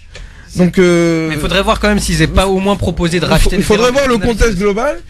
Mais en tout cas, de manière générale, les dirigeants palestiniens ont besoin de revoir de fond en comble leur projet politique et leur projet de société. Ce pourquoi ils se battent et ils veulent que le monde entier se batte avec eux. Si c'est pour avoir des nouveaux dictateurs sur le territoire, c'est pas la peine. Allez, on accueille Monji qui nous appelle de Marseille. Salut Monji au 01 40 33 9000. Monji, bonsoir. Bonsoir Christophe, bonsoir Ousmane, bonsoir bonsoir Yasser. Bonsoir. Et Islam aussi. Il y a Islam aussi. Ouais, en fait, moi je suis pas tout à fait étonné par cette information. En même temps, un État, sur de l'État même, il a le droit s'il respecte les règles d'exproprier des gens pour des projets, ça se fait dans tous les États du monde. Mais moi, ce qui me choque le plus, c'est que les gens sont choqués par l'attitude des Européens palestiniennes qui sont juste le continuum des systèmes des régimes arabes. En fait, on sait bien, parce que moi j'ai pas compris tout à fait pourquoi Osman il parle du Hamas et des Européens palestiniens qui les met dans le même sac, sachant que le Hamas elle a été élu, qu'on n'a pas voulu le reconnaître en 2006 et contrairement à l'autorité palestinienne qui est tout à fait illégitime et qui a été là mis pour avoir toutes les concessions possibles et imaginables. Moi, je conseille un très bon ouvrage de notre ami Christophe Oberlin, Le chemin de la cour. C'est ça qui est le plus grave, c'est que quand les autorités palestiniennes sont intervenues pour arrêter les poursuites devant au CPI contre les dirigeants de l'anticonstitutionniste suite aux attaques à la fois de 2008-2009 et surtout de 2014, parce que bon, moi, je veux dire, et dernièrement aussi Christophe Oberlin, vous avez reçu, et j'ai eu un entretien avec lui aussi, et parler aussi des élections qui étaient prévues dernièrement. Oui, c'était le 7 octobre. Les palestiniens, ils l'ont annulé tout simplement parce que ils savaient que le Hamas il allait gagner, parce que le Hamas il n'a pas pu présenter des élections, des candidats directs sur la bannière du Hamas, mais des techniciens. Et c'est pour ça, moi, je suis un peu étonné que Haussmann met les deux dans le même sac, sachant que le gouvernement de Hamas, il est sur le blocus et nous, on est dans notre confort. Et c'est un état de guerre et c'est pas là, on gère pas les choses. Très bien. Mondjé, alors, on est en état de guerre. Ousmane, sur le fait que tu mettes les autorités palestiniennes et le Hamas dans le même sac? Bah, c'est les élites. En fait, moi, j'étais pas rentré. Merci Mondjé, en tout cas. Merci beaucoup. Mais je ne confonds pas l'autorité palestinienne, entre guillemets, enfin, l'OLP et tout ça, avec le Hamas. Je sais très bien que c'est pas pareil. Ouais. Mais, en tous les cas, l'état de crise et l'abîme et l'impasse dans laquelle se trouve le peuple palestinien est dû à ces élites, Hamas, très bien, et OLP confondus. C'est dans ce sens-là que je dis les choses. Et même le Hamas. Il y a des choses à redire sur sa gestion politique. Oui. On aura l'occasion peut-être d'en reparler. En tout cas, voilà. Information qu'on va suivre de très près dans un instant. On est de retour avec Islam qui va donner le code de sa carte bleue à Yasser dans un instant. À tout de suite. Le grand forum, messieurs dames, avec Ousmane Timera, Yasser Louati, Islam Saïli qui est avec nous sur France Maghreb 2. Islam qui ne veut pas donner son code de carte bleue. Bizarre. Pour quelqu'un qui a rien à se reprocher. Non, mais au moins son, je sais pas, son code d'accès à ses emails et ah non, pourquoi je te le donnerais à toi? Pourquoi je te donnerais? C'est quoi ton projet derrière? Parce que le projet du gouvernement, c'est justement de nous protéger. Voilà. Oui. Ah ouais, ça a marché. Hein. Bah oui, ils ont même 240 morts, ça a marché. On est vachement protégés. Hein. État justement, d'urgence. Ils font ça pour nous protéger justement. Bien sûr. C'était pas avant le Bataclan. C'est vrai. Toi, si je te donne mes identifiants, c'est pour faire quoi? Pour te protéger aussi. Ben non, mais moi je te fais pas confiance pour me protéger. Toi, t'es qui? Mais moi, je milite pour les droits de l'homme. Tu milites pour les droits. Et moi, je prends des risques contrairement à d'autres. D'accord, j'en doute pas. Mais toi, tu représentes pas une institution. Là, ils représentent l'institution, c'est-à-dire l'État. Donc eux, si je leur donne, c'est pour des raisons. Voilà, il y a des lois. Je suis protégé par des lois. T'as moi, déjà lu si je te donne des trucs, George Orwell? je serais pas protégé par des lois. Tu sais que quand il y a. Est-ce que t'as lu 1984 de George Orwell? C'est intéressant ce débat. Venez, messieurs dames. 01 40 Au-delà de ça, Islam, tu sais quand quelqu'un vient écoute à ta porte, ça ne te dérange pas. C'est qu'il n'y a même pas de demande. Si je veux dire là maintenant la surveillance, c'est même pas on passe devant un juge. On le fait sans demander ton autorisation.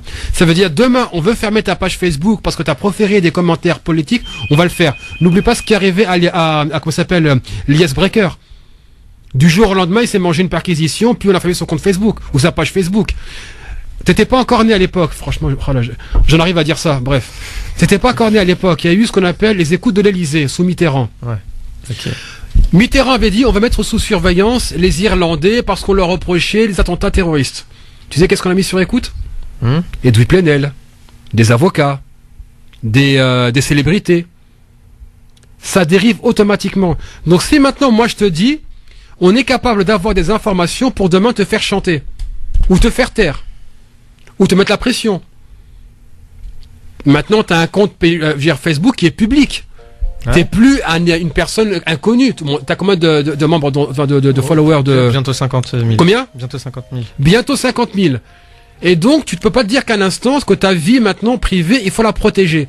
T'aimerais que demain, toi, une des personnes qui te suivent, sache ce qui se passe chez toi. Mais elle le saura pas, elle. Mais comment tu peux ne pas le savoir si c'est une personne qui te suit et qui appartient au gouvernement?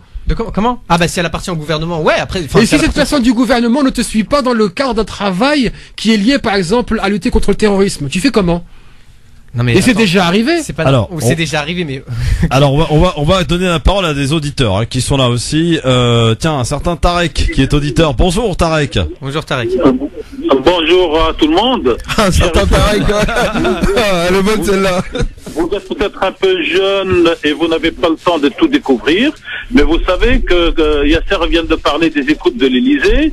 Non seulement il y a eu l'affaire des Irlandais de Vincennes, mais il y a eu aussi à l'époque un grand écrivain qui s'appelle Edern Allier, qui était en train de préparer un livre sur la vie secrète du président donc François Mitterrand, et il était en train de faire découvrir à l'humanité entière que monsieur le président Mitterrand avait une maîtresse avec laquelle il vit depuis plus de 20 ans, avec laquelle il a une gamine qui à l'époque avait à peu près 14 ans, que le président Mitterrand voulait la cacher parce qu'il voulait pas savoir tout ça, et ce monsieur Ezernali qui a fini par mourir, hein, nous mourrons tous mais on ne sait pas comment il est mort, a été donc serré coude pendant des années. Et on va reculer un peu plus loin. Vous savez qu'il y a un président américain qui s'appelle monsieur Nixon et qui a vécu une affaire qui s'appelle la Watergate. Ah ouais. Et dans cette affaire, qu'est-ce qu'il a fait?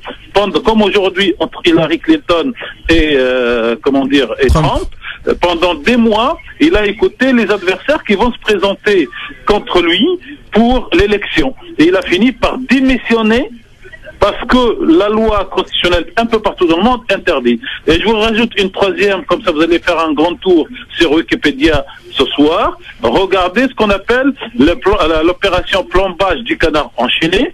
Le canard enchaîné a décidé de changer de siège social et de construire un nouvel immeuble. Et un matin, il vient tôt, vers 5 heures du matin, c'était pas prévu, et il trouve des plombiers. Et les plombiers étaient des flics qui étaient en train de foutre des micros dans tous les locaux du canard enchaîné, de manière à ce que quand il y a une information qui arrive au canard enchaîné ou que les journalistes parlent entre eux, avant même que le journal sorte, voilà ce que ça, on sait ce qu'il y a, et donc éventuellement on fait pression sur les témoins. Et donc, si vous voulez, l'État dans une démocratie n'a pas le droit de considérer comme si les 60 millions des Français étaient potentiellement donc terroristes. Et la question qu'on peut poser, est-ce que le principe de présumé innocent prime en droit, ou est-ce que c'est le principe présumé coupable qui prime? Moi, la question que je vous pose, ça reste là. Pour vous, est-ce que quelqu'un qui marche dans la rue que vous voyez, pour vous, est-ce que c'est un citoyen innocent qui marche sur le trottoir, ou est-ce que c'est un citoyen qui pourrait se révéler peut-être terroriste? Voilà la question que je vous pose. Bah, la question Islam, alors? Bah, déjà, je suis ni policier, ni enquêteur, ni dans la brigade antiterroriste, donc je peux pas faire la différence entre un citoyen qui marche et un citoyen qui prépare un attentat. Mais encore une fois, c'est pas ça la question. Bah, c'est ce qu'il disait à la fin. La dernière question, c'était ça. T'as dit est-ce que c'est potentiellement? T'as pas besoin d'être. Ah, potentiellement. T'as pas besoin d'être flic pour te poser la question. Hein. Potentiellement, je sais pas. Moi, je sais pas. Est-ce que moi, potentiellement, je suis un terroriste? J'ai pas une formation de policier pour savoir si. Mais t'as une tête, cousin. T'as pas besoin d'être. J'ai une tête. Attends. Tu réfléchis. D'accord. Qui est potentiellement un terroriste déjà comme citoyen? Non, mais la question c'est pas ça. La question c'est est-ce qu'une personne est d'abord innocente avant qu'on la déclare coupable, ou est-ce qu'elle est coupable avant qu'on prouve son innocence? Ah non, bah innocente d'abord. Voilà. Bah, la présomption d'innocence. Mais quand un État se met à surveiller tout le monde, c'est qu'il pense que potentiellement on est tous coupables. Parce qu'en fait, moi, je comprends pas vos arguments. Moi, j'ai pas dit que j'étais contre le fichier TES ou tout ça. Moi, je suis ni pour ni. Tu découvres en fait. Voilà, je suis ça de loin. Après, moi, vous m'avez dit des arguments. Bah, vas-y, si t'as rien à te cacher, donne-moi tous tes codes. Bah non, je vais pas donner mes codes à un inconnu. Et mes codes. Si l'État a mes codes, ça me dérangerait moins qu'un inconnu ait les codes. Ensuite, vous me sortez des exemples. Et d'accord, Watergate, Mitterrand, canard enchaîné. Ok, d'accord. Mais ça, c'était des trucs. Voilà, déjà des écoutes illégales, il me semble. Et en plus de ça, il y avait un projet derrière qui était malsain. Là, le projet, c'est la sécurité.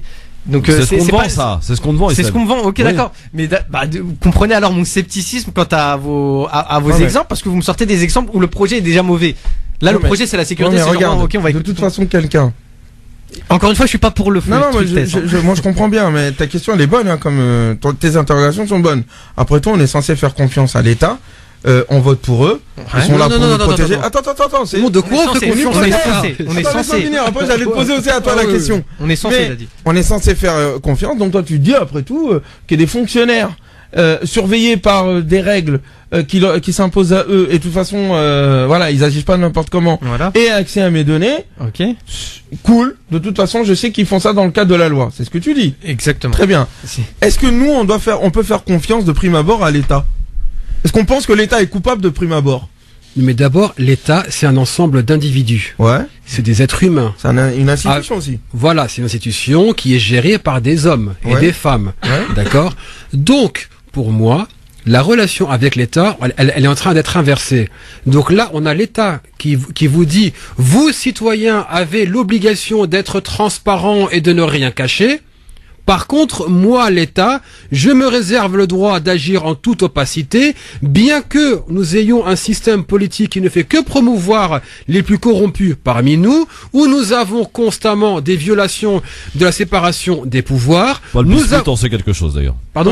Paul Bismuth, on sait quelque chose. Exactement. Nous avons un État qui alias Sarkozy, pour ceux qui n'ont pas compris. il y a quand même une révélation, je sais pas depuis quand date l'article, ce matin dans le monde.fr, on avait Rachida Dati qui se plaignait du fait que NKM, Nathalie Kosciusko-Morizet, avait eu une conversation avec Bernard Squarcini, l'ancien numéro 1 du renseignement, et NKM demandait à ce que Squarcini fasse mourir politiquement Rachida Dati. Et là, c'est entre une candidate des Républicains qui parle avec un ex-responsable des renseignements contre une personne qui est de son même camp politique. Donc on voit bien qu'il y a un mélange des genres qui est toxique. Ouais. Et là, ce que j'aimerais quand même souligner, Islam, je sais que t'es pas sensible et c'est ta génération, c'est tout à fait normal. Je te rappelle que pour ceux de ton âge qui pensent qu'il n'y a plus de vie privée, que ça sert à rien, que c'est has-been, je te rappelle que le patronat, parce que c'est des conversations que j'ai eues maintes et maintes fois avec des personnes de tout âge. Donc j'ai à peu près le profil type. Je te rappelle que le patron de Facebook, lorsqu'il a acheté sa villa, il a acheté toutes les villas mitoyennes, justement pour protéger sa vie privée. Et que lorsque tu as un type comme Zuckerberg, qui te dit il y a plus de vie privée et que lui se met à protéger la sienne, il y a quand même des questions à se poser. Et n'oublie pas, plus j'en sais sur toi, plus tu es vulnérable. Est-ce que ça ne te dérange pas d'être vulnérable vis-à-vis de gens sans visage, sans nom, qui peuvent s'immiscer dans ta vie privée, celle de tes parents, de tes frères et sœurs, de tes amis, et le jour où tu auras le malheur de poster un commentaire politique, que ce soit en soutien de la Palestine, ou contre l'islamophobie, ou avec les mouvements sociaux, ou contre le gouvernement, le jour où tu oses faire ça, on te tient pas la ceinture, pas la barbichette, d'accord? Pas dire autre chose. Et que tu pourras plus rien faire parce qu'on en saura tellement sur toi que toi tu sauras rien sur les personnes en face de toi. C'est ça que je veux te faire comprendre. C'est pas une question de oui mais ils agissent sous le coup de la loi, ils n'agissent pas sous le coup de la loi. Ils n'agissent pas. Qui n'agit pas sous les coups de la loi? Parce que je pense que le mec qui va m'écouter, ça sera pas Nathalie Kosciusko-Morizet, ça sera pas Nicolas Sarkozy, ça sera des mecs justement des fonctionnaires qui sont payés et formés pour faire ça. Par rapport à toi. Qui ont un profil. Non, par rapport à moi. Mais après vous me sortez encore une fois l'exemple de Zuckerberg, il pèse des milliards et des milliards, on va pas me surveiller comme on surveille Zuckerberg, tu vois.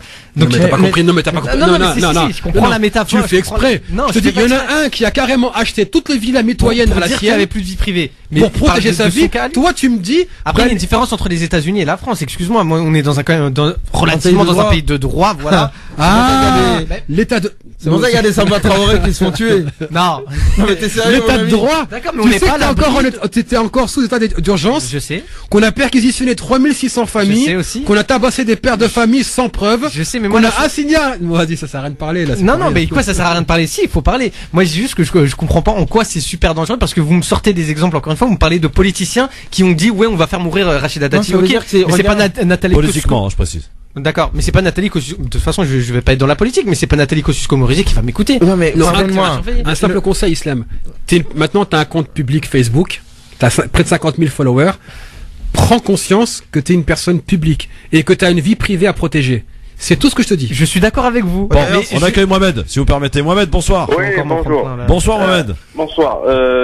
Écoutez, je vous appelle à ce sujet même et j'avoue que ce qu'a dit Islam, là, je suis carrément outré. Parce que je pose des questions, je dis pas. T'as foutu le bazar dans l'émission, Islam, aujourd'hui. Au moins, ça ramène un peu de piment. Il y a pas un bâton dans le studio là. Non, je pose des questions. J'ai pas dit que j'étais pour ou contre. Je pose des questions. C'est tout. Tu as le droit. La parole intervient. Bien sûr, évidemment. Bon alors Mohamed, qu'est-ce qui t'a interpellé alors? Ce qui m'interpelle, c'est qu'il part avec une idée déjà complètement fausse, c'est qu'il est raisonnable de penser que l'État respecte des limites. Moi, je te dis, l'État ne respecte aucune limite du moment qu'il trouve pas de barrière. C'est ça le problème. C'est toute l'histoire des sciences politiques, ça. Pardon? Et toutes les sciences politiques sont basées sur ce que vous venez de dire. Ouais, sans doute. Il faut limiter l'État. Moi, c'est par l'expérience. Il n'y a pas un État au monde qui va raisonnablement dire oui, là, j'ai pas le droit de le faire, donc je le fais pas. C'est parce qu'il trouve une barrière qu'il va pas le faire. Il y a pas autre chose. Donc tous ces garde-fous, les gens qui mettent des lois et tout, c'est pas pour rien. C'est parce que ils savent très bien que dès qu'il y a quelqu'un qui a un pouvoir entre les mains, il va forcément en abuser s'il n'a pas de limite en face de lui. Ensuite des exemples. Islam, il paraît que non, tu commences à avoir un peu d'influence autour de toi. Si demain t'as des trucs à cacher, je sais pas moi, genre une maîtresse quelque part ou j'ai pas de femme moi, déjà. quelque chose dans ta vie privée. Ça viendra, mon ami. Tu veux que je cache une maîtresse, ramène-toi. Mais pourquoi à chaque fois c'est une maîtresse, je comprends pas. Ouais, voilà. Ça, c'est Deux l'homme, fois que ça. j'entends ça, là. Parce qu'on est des mecs, mon ami. Non, mais enfin, de toute façon, ça s'est déjà vu, donc tu serais pas le premier ni le dernier. Mais par exemple, que tu commences à avoir un peu d'influence et que en face, il y a des gens qui puissent te faire chanter avec ça pour empêcher toute ton action politique qui soit même très positive, mais à cause de ces affaires-là, pour pas perdre, par exemple, ta femme ou perdre ta famille ou je sais pas, ou ta réputation en général, tu vas t'empêcher d'agir politiquement. Voilà à quoi ça peut servir. Et je vais vous donner un autre exemple. C'est le dernier. Le dernier. C'est que de tout temps, l'État a toujours utilisé les services pour des fins non légales. C'est l'évidence. Le pire, c'est que ça puisse devenir légal. Donc, je parlais d'adultère. Il y a plusieurs fois des services où des policiers ont mis des armes chez des gens qui perquisitionnaient pour les accuser de détenir des armes, par exemple. Et par exemple, moi demain, s'ils ont je vais te donner, par exemple, toi, ton mail, s'ils ont ton code de mail, ils vont envoyer un mail belliqueux en ton nom, et ils vont te dire, ouais, c'est lui qui l'a envoyé, regardez, c'est un mec dangereux. Et ça existe, hein, je peux te le dire. Ah oui, ça existe largement. Et ils vont te dire, voilà, ce mec-là, il est dangereux, il est pas crédible, il faut l'enfermer. Ouais. Donc moi, c'est cette mentalité de soumission, déjà qui est en toi, qui me fait peur, en fait. C'est pas de soumission, il y a une différence entre soumission et faire confiance. Après, faire confiance, c'est certes ne pas être aveugle. Moi, j'ai pas dit, j'ai pas dit que j'étais pour ou contre. Encore une fois, moi, je me pose des questions. Donc déjà, ça prouve que je suis pas soumis. J'aurais pu tout à fait me soumettre à l'avis de Yasser parce que je connaissais pas le sujet. Justement, vu que je suis pas soumis, je lui ai posé des questions pour comprendre, pour éclairer un petit peu mon incompréhension. Pourquoi tu poses des questions à l'État? Comment? Et pourquoi tu poserais pas des questions à l'État qui lui va te surveiller? Parce que je viens d'apprendre tout ce que tu viens de dire. En fait, c'est tu vas le faire? De quoi? Mais je vais quoi? J'ai pas le numéro de l'ordre. Bah si, tu vas faire une vidéo là-dessus, mon ami. Fais une vidéo, mon ami. Fais une vidéo, mon ami. Et tu seras surveillé pour de bon. Je vais faire une vidéo sur le test. Et puis on verra. Merci Mohamed en tout cas pour ton avis. Au 01 40 33 9000. Mais Islam vit encore dans le monde du bisounours, c'est pour ça. Mais non. Non, on n'a pas dit ça. C'est juste qu'il est très. Je suis pas naïf non plus. Je pose des questions. J'ai pas dit que j'étais pour. J'ai pas dit que je leur. Mais c'est très bien de poser des questions, mon ami. C'est très bien. Moi, pour être plus sérieux. Ouais. Donc on n'a pas été jusqu'à maintenant. En ce qui me concerne, parce que j'ai beaucoup rigolé sur ce sujet-là, c'est bien de être sérieux, rigoler, l'atmosphère. Surtout quand tu parles des maîtresses. Oui, surtout. Ouais. La maîtresse d'école. Oui. Bien sûr. Bah oui. Mais pour être plus sérieux, moi je parle même en termes de principe. Pas par rapport au risque peut-être que je cache quelque chose ou pas. Alhamdoulilah, j'ai rien, en ce qui me concerne, j'ai rien à me reprocher. Mais sur le principe même, moi je parle en tant que citoyen français et aussi en tant qu'homme de foi. Personne, quiconque veut tout savoir sur quiconque, se donne des droits divins. Il veut devenir Dieu sur la tête de tout le monde. Et c'est pas normal. C'est, à un moment donné, si on accepte cela, c'est perdre notre humanité. Un point, c'est tout. Okay. Il n'est pas normal qu'un individu quelconque ait des informations, surtout, et n'importe qui, à n'importe quel moment, et pouvoir s'en servir contre nous. Mais de toute façon, ils vont pas surveiller tout, n'importe qui. Non, c'est le principe. Même l'État n'a pas le droit d'avoir ça. Parce que vous m'avez posé des questions. Je vais vous poser des questions. Imaginons demain, il y a un attentat. Oui. Voilà, il y a encore, on va dire pire, 500 morts. Est-ce que vous verrez dire aux familles des victimes, certes, si on avait eu accès au fichier test, on aurait pu éviter tout ça, on aurait pu les interpeller avant même qu'ils aient le projet de faire l'attentat, mais pour des raisons d'éthique, de droit et de liberté, on a préféré ne pas, suivre leur vie, les surveiller. Pour commencer, jamais la surveillance n'a prévenu à l'attentat. C'est jamais arrivé. Deuxièmement, les attentats arrivent. Parce qu'il même. n'a jamais eu comme le fichier test. Non mais. Mais ils étaient fichés, ceux qui ont posé les bombes. Ceux qui étaient qui ont agi ont été fichés. Troisièmement, c'est que les attentats arrivent même sous les pires états policiers qui ont tous les moyens de surveiller et qui n'ont qui ne rendent compte à personne. Ce qui fait la différence, c'est le renseignement terrain. C'est ça qui fait la différence. Sauf que le renseignement terrain a été terrassé et le maillage du territoire a été vraiment dézingué. Il reste plus grand chose. Et maintenant, on tente de faire croire que par la technologie, on va prévenir les attentats. On prévient pas les attentats, mais on prévient l'émergence d'une conscience citoyenne, puisque les gens, une fois qu'ils se savent observer, ils changent leur comportement. Toi-même, tu l'as dit, quand tu es chez toi, tu sais que t'es pas observé, ton comportement n'est pas le même que lorsque t'es à l'extérieur. Tu pourras demander par exemple aux Tunisiens, sous l'ère Ben Ali, ils avaient tellement intériorisé la peur de la surveillance de Ben Ali que même ici en France, dans les marchés, la rumeur courait que Ben Ali avait des espions qui espionnaient les Tunisiens à l'étranger. Donc les gens vivaient dans une peur vraiment qui était permanente. Donc maintenant que tu dises, il y a eu des attentats, à chaque fois qu'il y a eu des attentats, c'est parce qu'il y a eu des défaillances humaines. C'était pas du renseignement qui était lié à la technologie.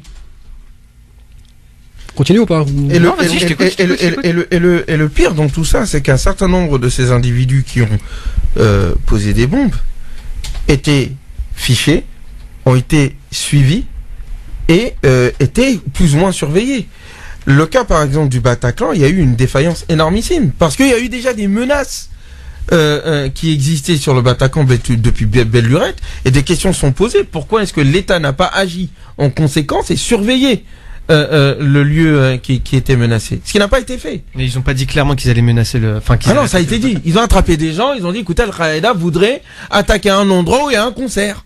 Okay. Où on fait des concerts. Et à un moment donné, il y en a qui ont peut-être Bataclan. Ah non. Il y avait une possibilité. Bon, après qu'on peut toujours faire le monde. Mais la question, c'est attentat ou pas. Et les principes qui sont inaliénables. C'est ça que je veux dire. On ne doit pas profiter de la terreur des attentats pour pouvoir aller au-delà des droits, somme toute, qui font un état de droit. Surtout pour rien, parce que c'est pas ça qui va assurer notre sécurité. C'est ça le pire. Donc je suis surveillé, et faut pas par contre on peut me faire bousiller à n'importe quel moment. Et puisque tu parles d'attentats, il faut quand même aller à la source politique. La source politique des attentats, c'est que les attentats, c'est quoi la logique? C'est quoi? On a guerre, terreur contre terreur. Ouais. Mais les perdants à chaque fois, c'est le petit peuple qui envoie ses enfants faire la guerre au nom des riches et de leurs intérêts, et ensuite c'est encore le même petit peuple qui perd ses libertés. Alors, messieurs, j'aurais aimé qu'on parle un peu plus longuement, mais on n'aura pas le temps malheureusement. Mais je voulais quand même une petite réaction sur le discours du roi Mohamed VI hier prononcé. Et c'est une première depuis Dakar au Sénégal. Discours donc à l'occasion du 41e anniversaire de la Marche verte par le roi Mohamed VI, qui a appelé d'ailleurs le futur gouvernement à accentuer ses relations avec les pays de l'Afrique. Et le Maroc entend en tout cas prendre sa place à part entière au sein de l'Afrique, et en particulier l'Afrique de l'Ouest. Une bonne chose. Faudrait déjà connaître la teneur du discours. Oui. Il dit quoi exactement? Alors, il dit effectivement que il appelle, il dit plein de choses dans ce discours qui a été assez long. Donc hier soir, donc un moment historique, hein, donc par le fait que donc il se soit prononcé donc à Dakar, et c'est une première, je rappelle, c'est très important. C'est à l'occasion d'une visite officielle donc qu'il a démarré hier. C'est un discours qui est d'ailleurs assez traditionnel, hein, que prononcé à chaque année à l'occasion donc de cet anniversaire de la Marche verte. Discours historique puisque prononcé, je le rappelle, donc en Afrique, à Dakar, hors du territoire marocain. C'est un signal fort que qualifie en tout cas la presse marocaine et envers notamment les Sénégalais et du continent africain. Le roi Mohamed VI a notamment longuement évoqué par exemple le retour du Maroc au sein de l'Union africaine, un retour retrouver sa place donc naturelle, un retour qui couronne la politique africaine du royaume. Qu'est-ce qu'il a dit d'autre? Il a également parlé également de l'intention du royaume par son retour donc au sein de sa famille continentale de défendre ses droits concernant son intégrité territoriale. Le roi Mohamed VI a aussi appelé le futur gouvernement marocain, comme je disais tout à l'heure, à considérer l'Afrique comme une priorité dans son programme. D'accord. Voilà, en gros ce qu'a déclaré et dit hier le roi Mohamed VI. En tant que, je me permets en tant que africain, en tout cas d'origine africaine, si j'étais marocain, je saluerais ce discours. Après tout, somme toute logique que un pays ait de bon voisinage avec tous ses voisins et en l'occurrence avec l'Afrique de l'Ouest. Toujours en tant que, si je regarde la géopolitique marocaine, c'est un redéploiement, effectivement, peut-être un changement même de priorité, parce que le Maroc était quand même beaucoup tourné vers l'Europe a même essayé d'intégrer l'Union européenne sans succès. Pour moi, c'était d'ailleurs une bizarrerie, quoi. Une farce. Moi, oui, enfin, je sais pas pourquoi. Et donc, le fait de dire, bon, peut-être qu'il serait temps de se tourner vers nos partenaires naturels, je pense que c'est une bonne vision, une bonne solution, et de renforcer les relations commerciales, sécuritaires, diplomatiques et autres. Après, du point de vue africain, je pense que les pays africains, en l'occurrence le Sénégal, mon pays d'origine, se doivent de voir, déjà d'accueillir cette nouvelle, mais c'est pas une grosse nouvelle, hein, parce que les relations entre le Maroc et le Sénégal sont somme toute assez cordiales, et il y a beaucoup d'échanges entre eux. Mais je pense qu'en tout cas le Sénégal se doit d'être aussi un pays fort dans la région, et de ne pas effectivement agir en fonction des intérêts d'autrui. Le Maroc ne respectera les pays d'Afrique de l'Ouest que si les Africains notamment de l'Ouest, savent défendre leurs intérêts, avoir une vision pour l'ensemble de la région, et cesser d'être les faire-valoir de la France. Ce n'est qu'à ces conditions-là qu'on a la souveraineté. Yasser, un petit mot rapide. Je rejoins là-dessus Ousmane. Donc c'est vrai que c'est une très bonne chose que le Maroc en fait s'engage dans des relations, on va dire, plus africano-africaines, et que le Maroc joue pleinement son rôle. Maintenant, c'est vrai que ça soulève aussi des questions par quelle méthode? Ouais. Est-ce que c'est pour justement faire dominer les intérêts marocains sur ceux des populations locales et nous faire de l'impérialisme inversé? Dans ce cas-là, non, moi je suis absolument contre. Dans ce cas-là, est-ce qu'il faudrait vraiment que ce soit des relations d'égal à égal où tout le monde est gagnant? Pour l'instant, on savait qu'il y a une démarche qui vient du Maroc, et c'est encore une fois, c'est tant mieux, c'est une très bonne chose, mais il faudrait aussi qu'il y ait des initiatives dans l'autre sens, des pays de l'Afrique de l'Ouest qui s'engagent justement vis-à-vis du Maroc, mais aussi du Maghreb en général. Dans un instant, désolé, j'ai pas le temps de donner la parole là-dessus. Dans un instant, coup de cœur, vos coups de cœur, messieurs, et un petit j'aime pas tout de suite.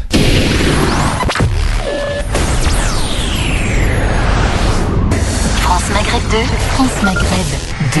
Merci d'être avec nous. En même temps, cette émission sert aussi à ça, à parler des sujets qui nous concernent tous, parce que le sujet abordé par Yasser Louati aujourd'hui, c'est un sujet qui concerne tout le monde, puisque c'est tout le monde qui va être finalement on sera tous des mecs de Tess. Voilà, c'est ça. Bravo. Pas mal. Elle est bonne. Absolument. Donc, quoi qu'il en soit, finalement, les interrogations de Islam et les arguments de Ousmane et de Yasser ont dû certainement, j'en suis sûr, vous faire réagir. Quoi qu'il en soit, on peut continuer d'en parler, parce que je pense qu'on n'a pas fini d'en parler de ce sujet. Mais c'est comme ça que Martin Luther King aussi, on a essayé de le lui faire à l'envers. Qu'est-ce qu'il a fait? Martin Luther King. Ouais. Le responsable de la CIA avait des enregistrements de lui. Ouais. Parce que il était pas clean, hein, le monsieur. Après les débats, il faisait des ébats. Ah. Et donc du coup, on lui a envoyé les enregistrements à sa femme pour le faire chanter, en lui disant que t'es un gros porc, tu vas voir, pas de prix Nobel, compagnie, etc. Donc voilà, ça sert à ça aussi quand on a des opposants, à les faire chanter. Alors là, en l'occurrence, lui, il avait un gros défaut. Il y en a qui n'ont pas de défaut et on leur invente. C'est ça. Allez, on passe au coup de cœur, c'est parti. France Maghreb 2, le coup de cœur.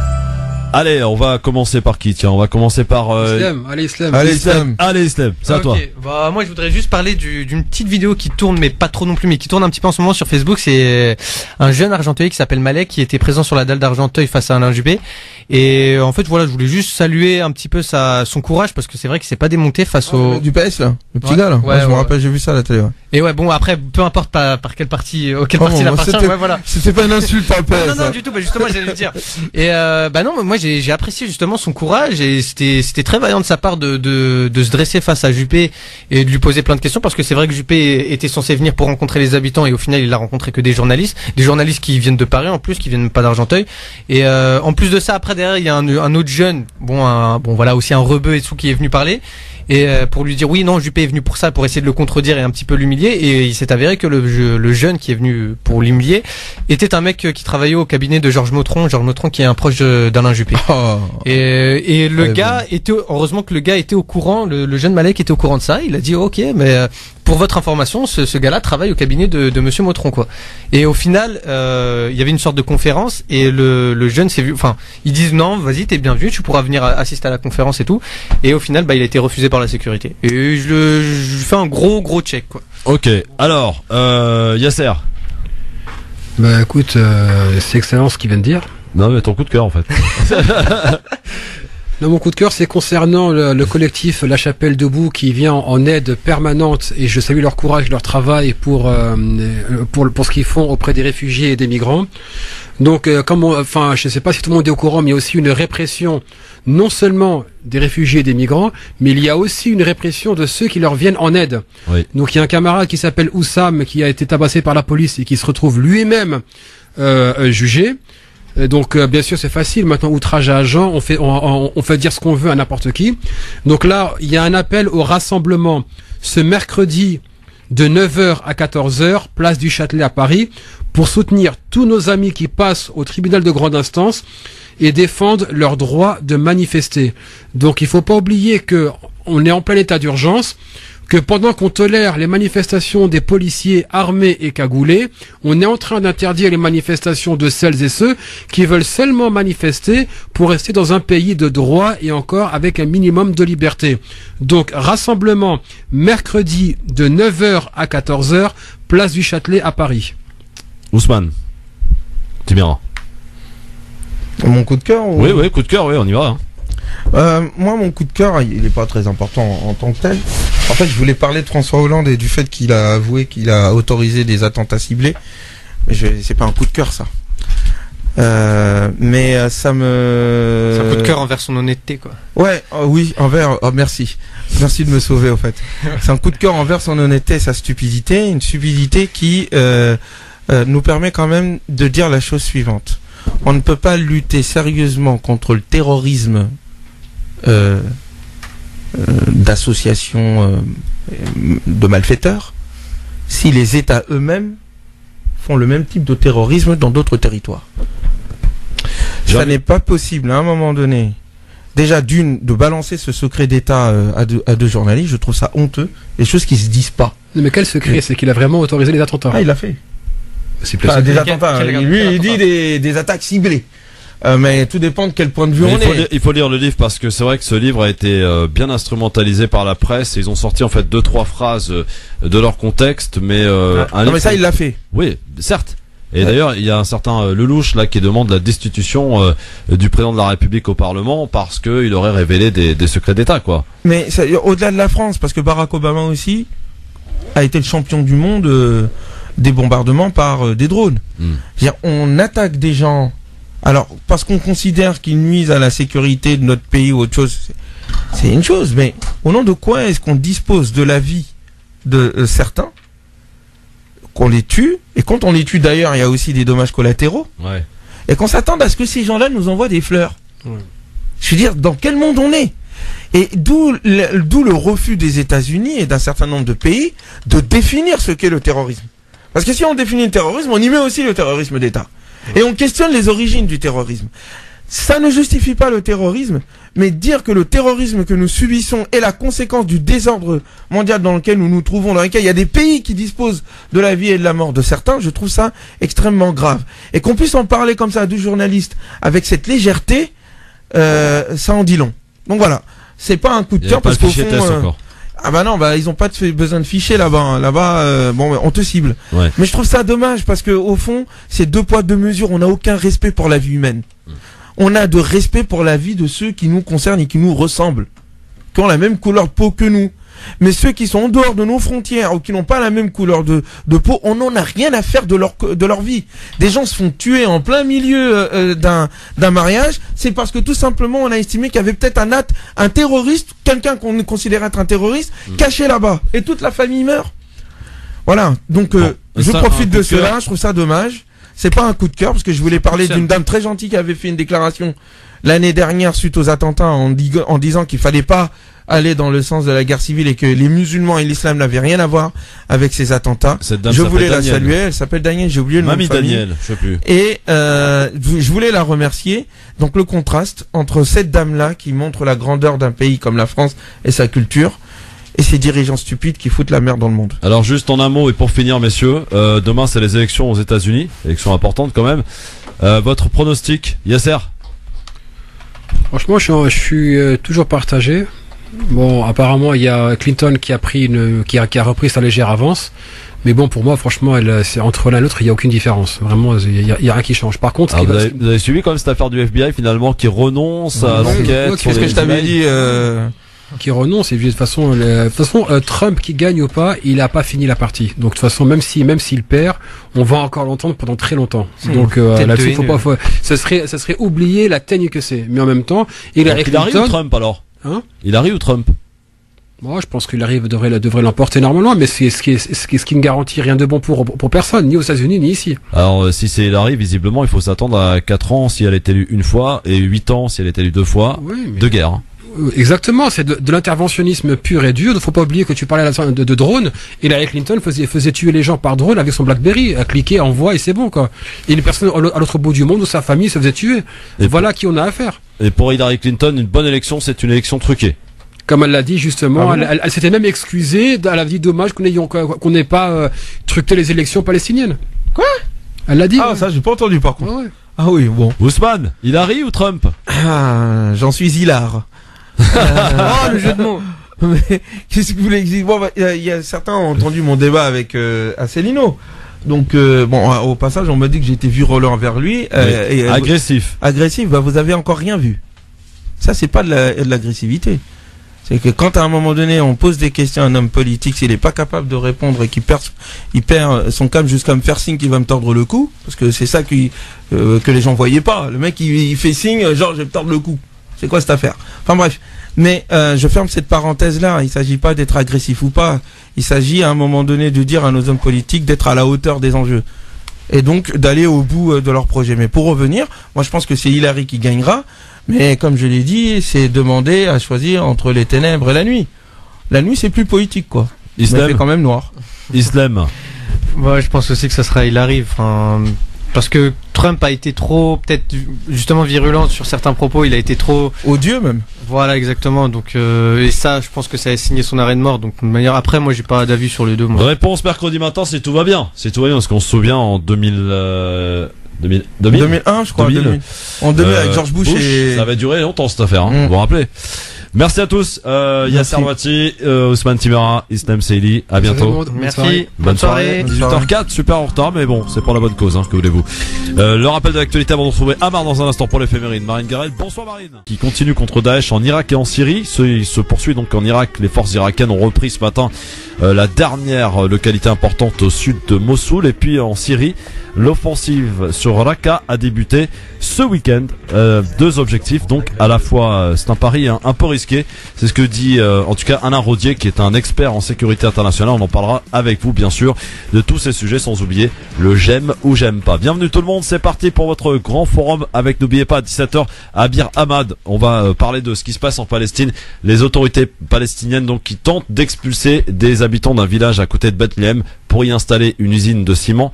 Et apparemment tout cela se ferait avec la complicité de l'armée israélienne.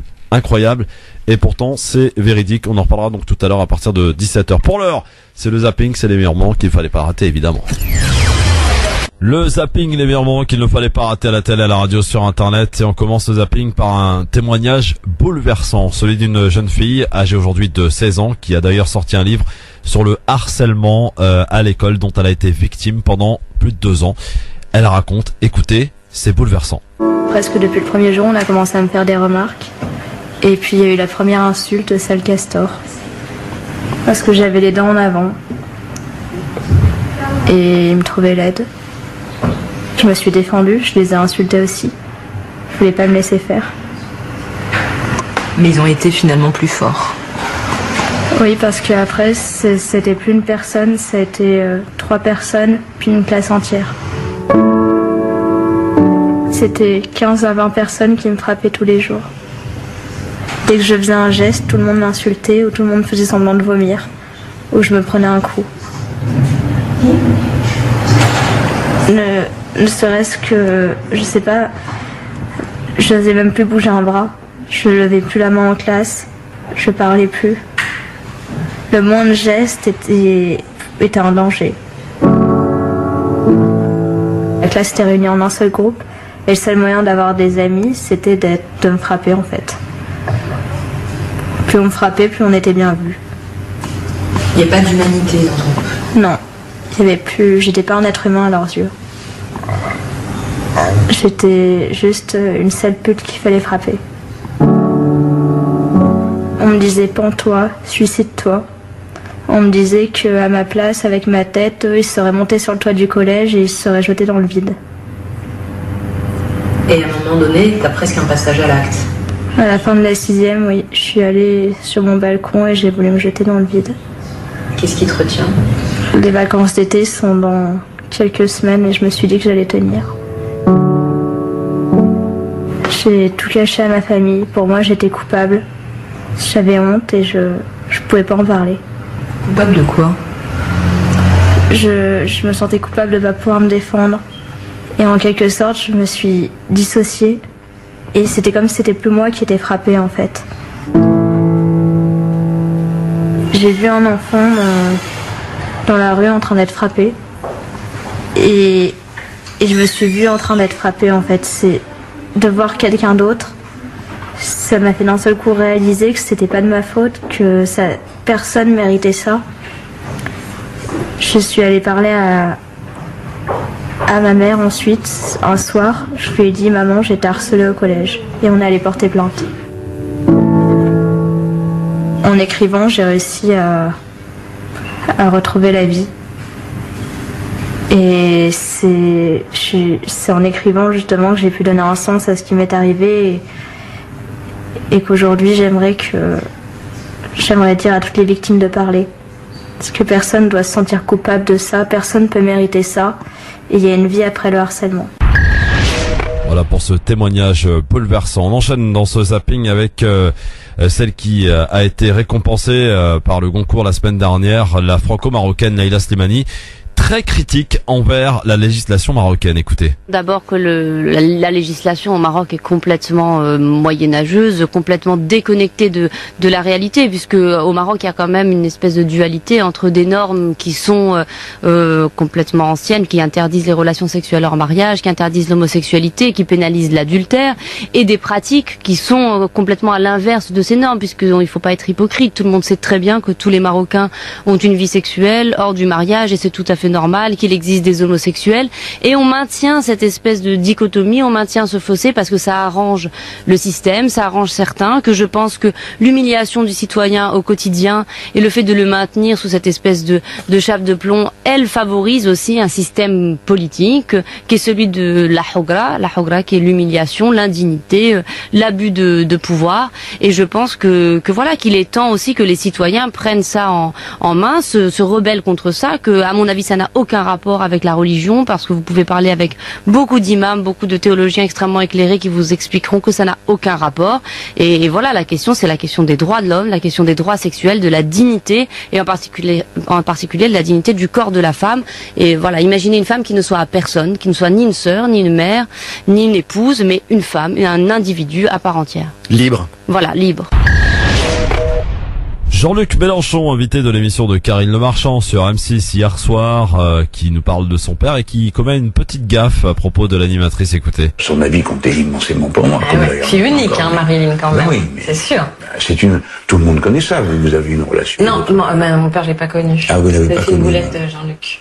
Non, c'est pas vrai, je l'assume complètement. C'est pas de votre faute. Non, mais... Non. Je suis désolé pour vous parce que c'est l'histoire... Il est tout gêné maintenant. Oui. Non, je le vis très bien. Autre invité de cette émission, et visiblement il y a un public pour ce genre d'émission qui réduit la politique à un niveau zéro. Et en voici une preuve d'ailleurs avec François Fillon. Non, on ne parle pas d'insécurité, on ne parle pas d'économie, de chômage. Avec Karine Le Marchand, on parle de l'aspect physique du candidat. Écoutez plutôt pour finir ce zapping. Je peux parler d'un sujet qui fâche. Vos sourcils.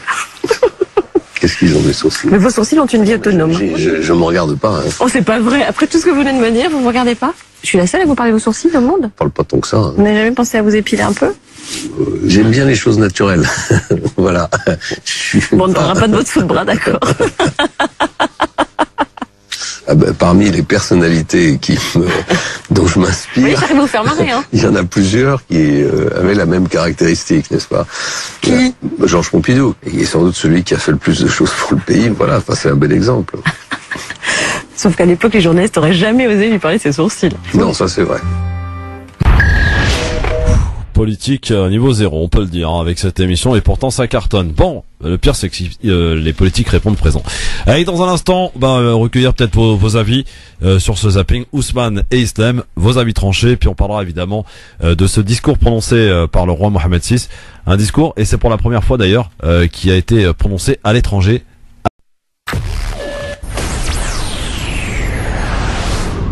France Maghreb 2. Bonjour à tous, ravi de vous retrouver sur France Maghreb 2, c'est parti pour votre talk de fin d'après-midi, c'est le grand forum qui débute ainsi et ce jusque 18h30 avec le grand plaisir de vous retrouver jusque 18h30. Après 18h nous parlerons de l'éphéméride des principaux événements qui ont marqué cette date du 7 novembre avec l'ami Amar, bien sûr tout à l'heure, de télé il en sera question, de sport avec la formidable victoire, le réveil de Paris hier soir, 4-0 quand même face à Rennes.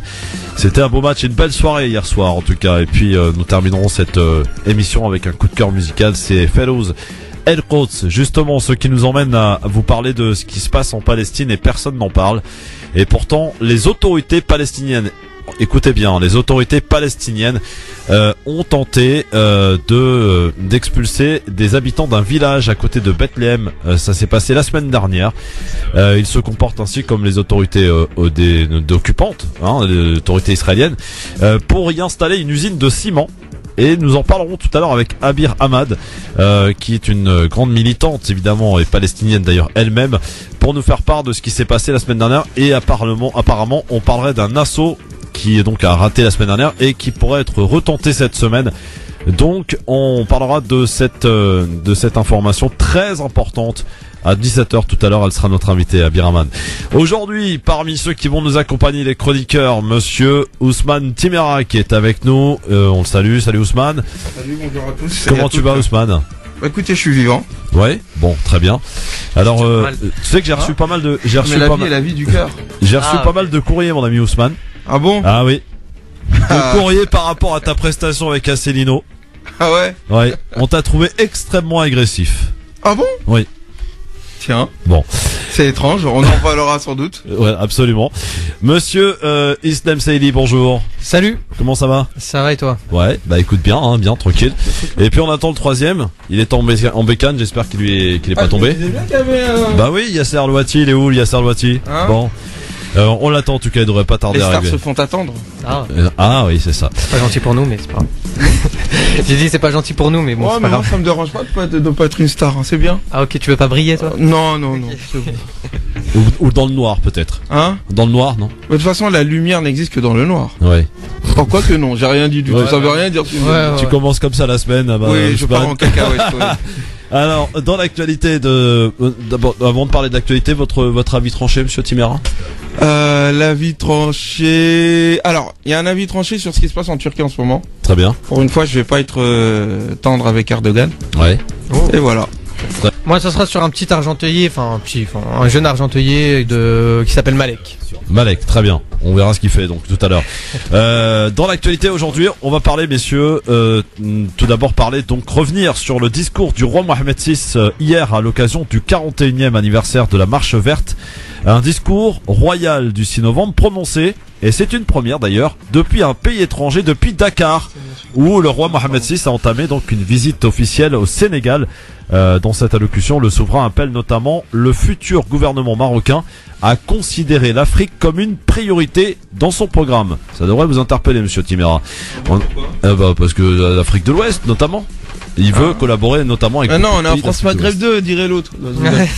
Oui, bien sûr, ça m'interpelle beaucoup. Bon, évidemment, on en reparlera donc tout à l'heure. Et puis on parlera aussi, bien sûr, de la bataille à Dakar, au Sénégal. À tout de suite. Le grand forum sur France Maghreb 2 avec Islam Saïli, avec monsieur Ousmane Timera, mais aussi avec Yasser Louati. Il est arrivé, un petit peu en retard, mais il est arrivé. Enfin. Bah alors, qu'est-ce que ça veut dire, Yasser? Les stars se font attendre? C'est qui la star? Bah c'est toi. Absolument pas, la preuve je suis en retard. Bah oui, non, on dit toujours ça. Les stars se font toujours attendre. Voilà. Regarde-le comment il se la raconte avec son retard. Ouais, t'as vu un peu. Oh, bien. Ça va, Yasser? Ouais, très bien, et toi? Bah écoute, ça va, impeccable. Tiens, j'ai vu que vous savez que les policiers sont en colère en ce moment, ils manifestent un peu partout. Nous aussi, tiens. Et apparemment, il y avait des slogans un peu limites quand même qui sont apparus, notamment du côté de Lyon, en disant nous sommes chez nous.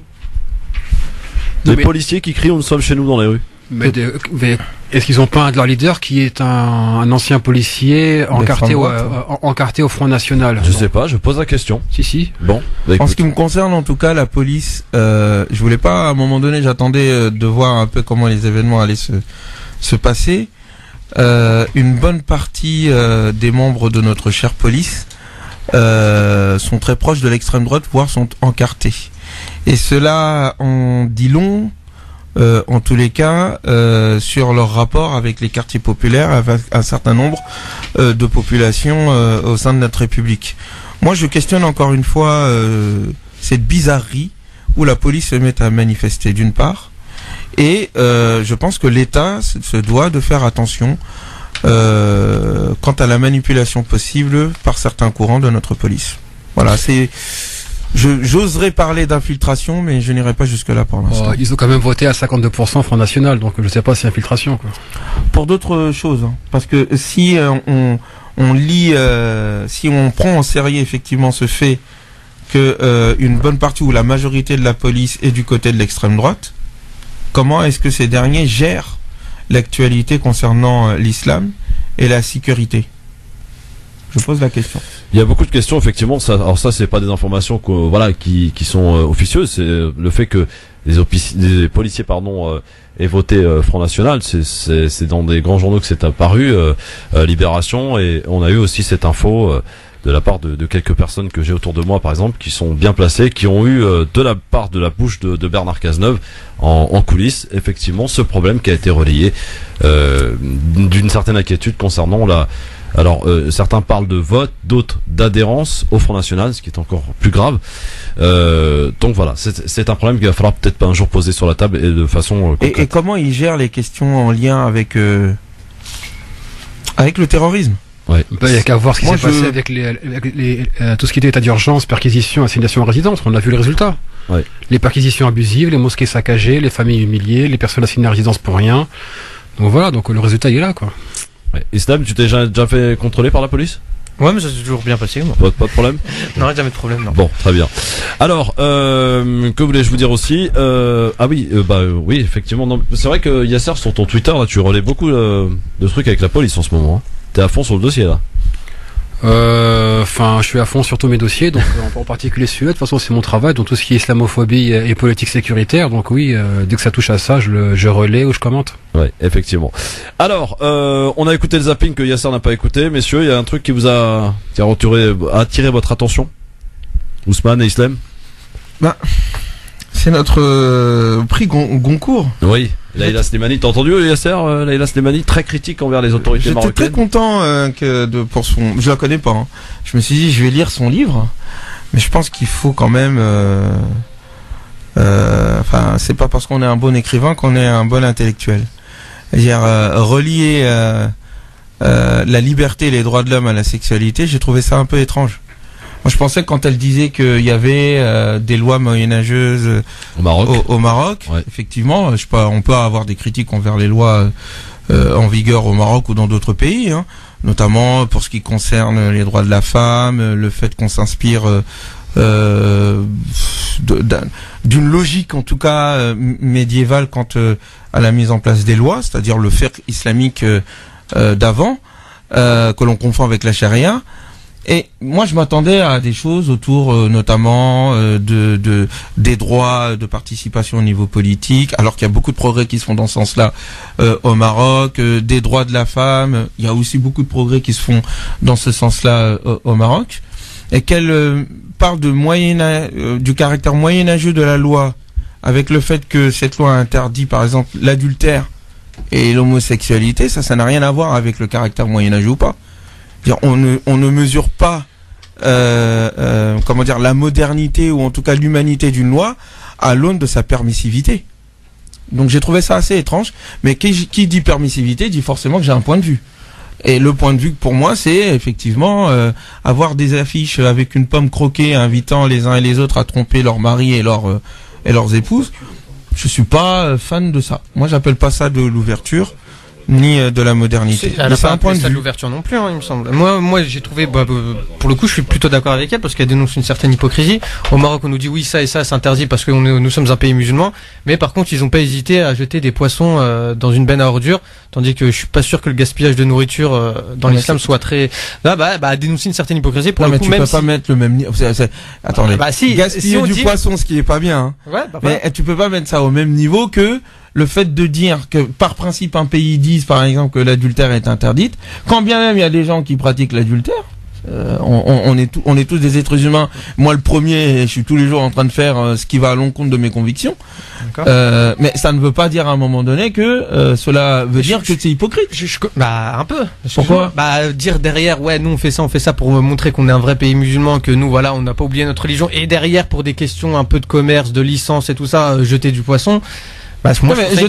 Jeter le poisson, c'est sûr que c'est pas bien de jeter du poisson. Voilà. Mais ça ne fait pas d'un pays un pays hypocrite. Non, j'ai pas dit que c'est un pays hypocrite. Attention, j'ai dit que c'était hypocrite de dire ça, de faire ça dans ce sens. Quoi de sortir des lois qu'elle a soulignées. Moi, j'ai pas dit que j'étais d'accord ou pas d'accord. Moi, je suis neutre. Mais la loi, en l'occurrence, c'est la culture même du pays. Tout le pays est basé sur ces fondements-là. On peut pas enlever ces choses-là. À moins de changer complètement la mentalité marocaine. L'islam, d'accord.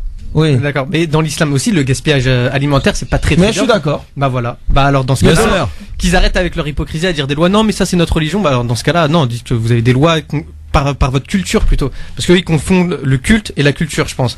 Et je pense que dans la culture, c'est moins choquant que de jeter du poisson que dans le culte. Yasser Loti. J'ai pas bien saisi, mais qu'est-ce qu'il fallait que je commente puisque j'ai raté les appels? Mais de toute façon, non, mais sur cette petite discussion, ce petit échange là sur, en fait, c'est Laïla Slimani qui a dénoncé les autorités marocaines en disant qu'elle était moyenâgeuse parce qu'il n'y avait pas la liberté sexuelle pour les femmes, pour les hommes aussi. Oui, pour les hommes aussi, les homosexuels, etc.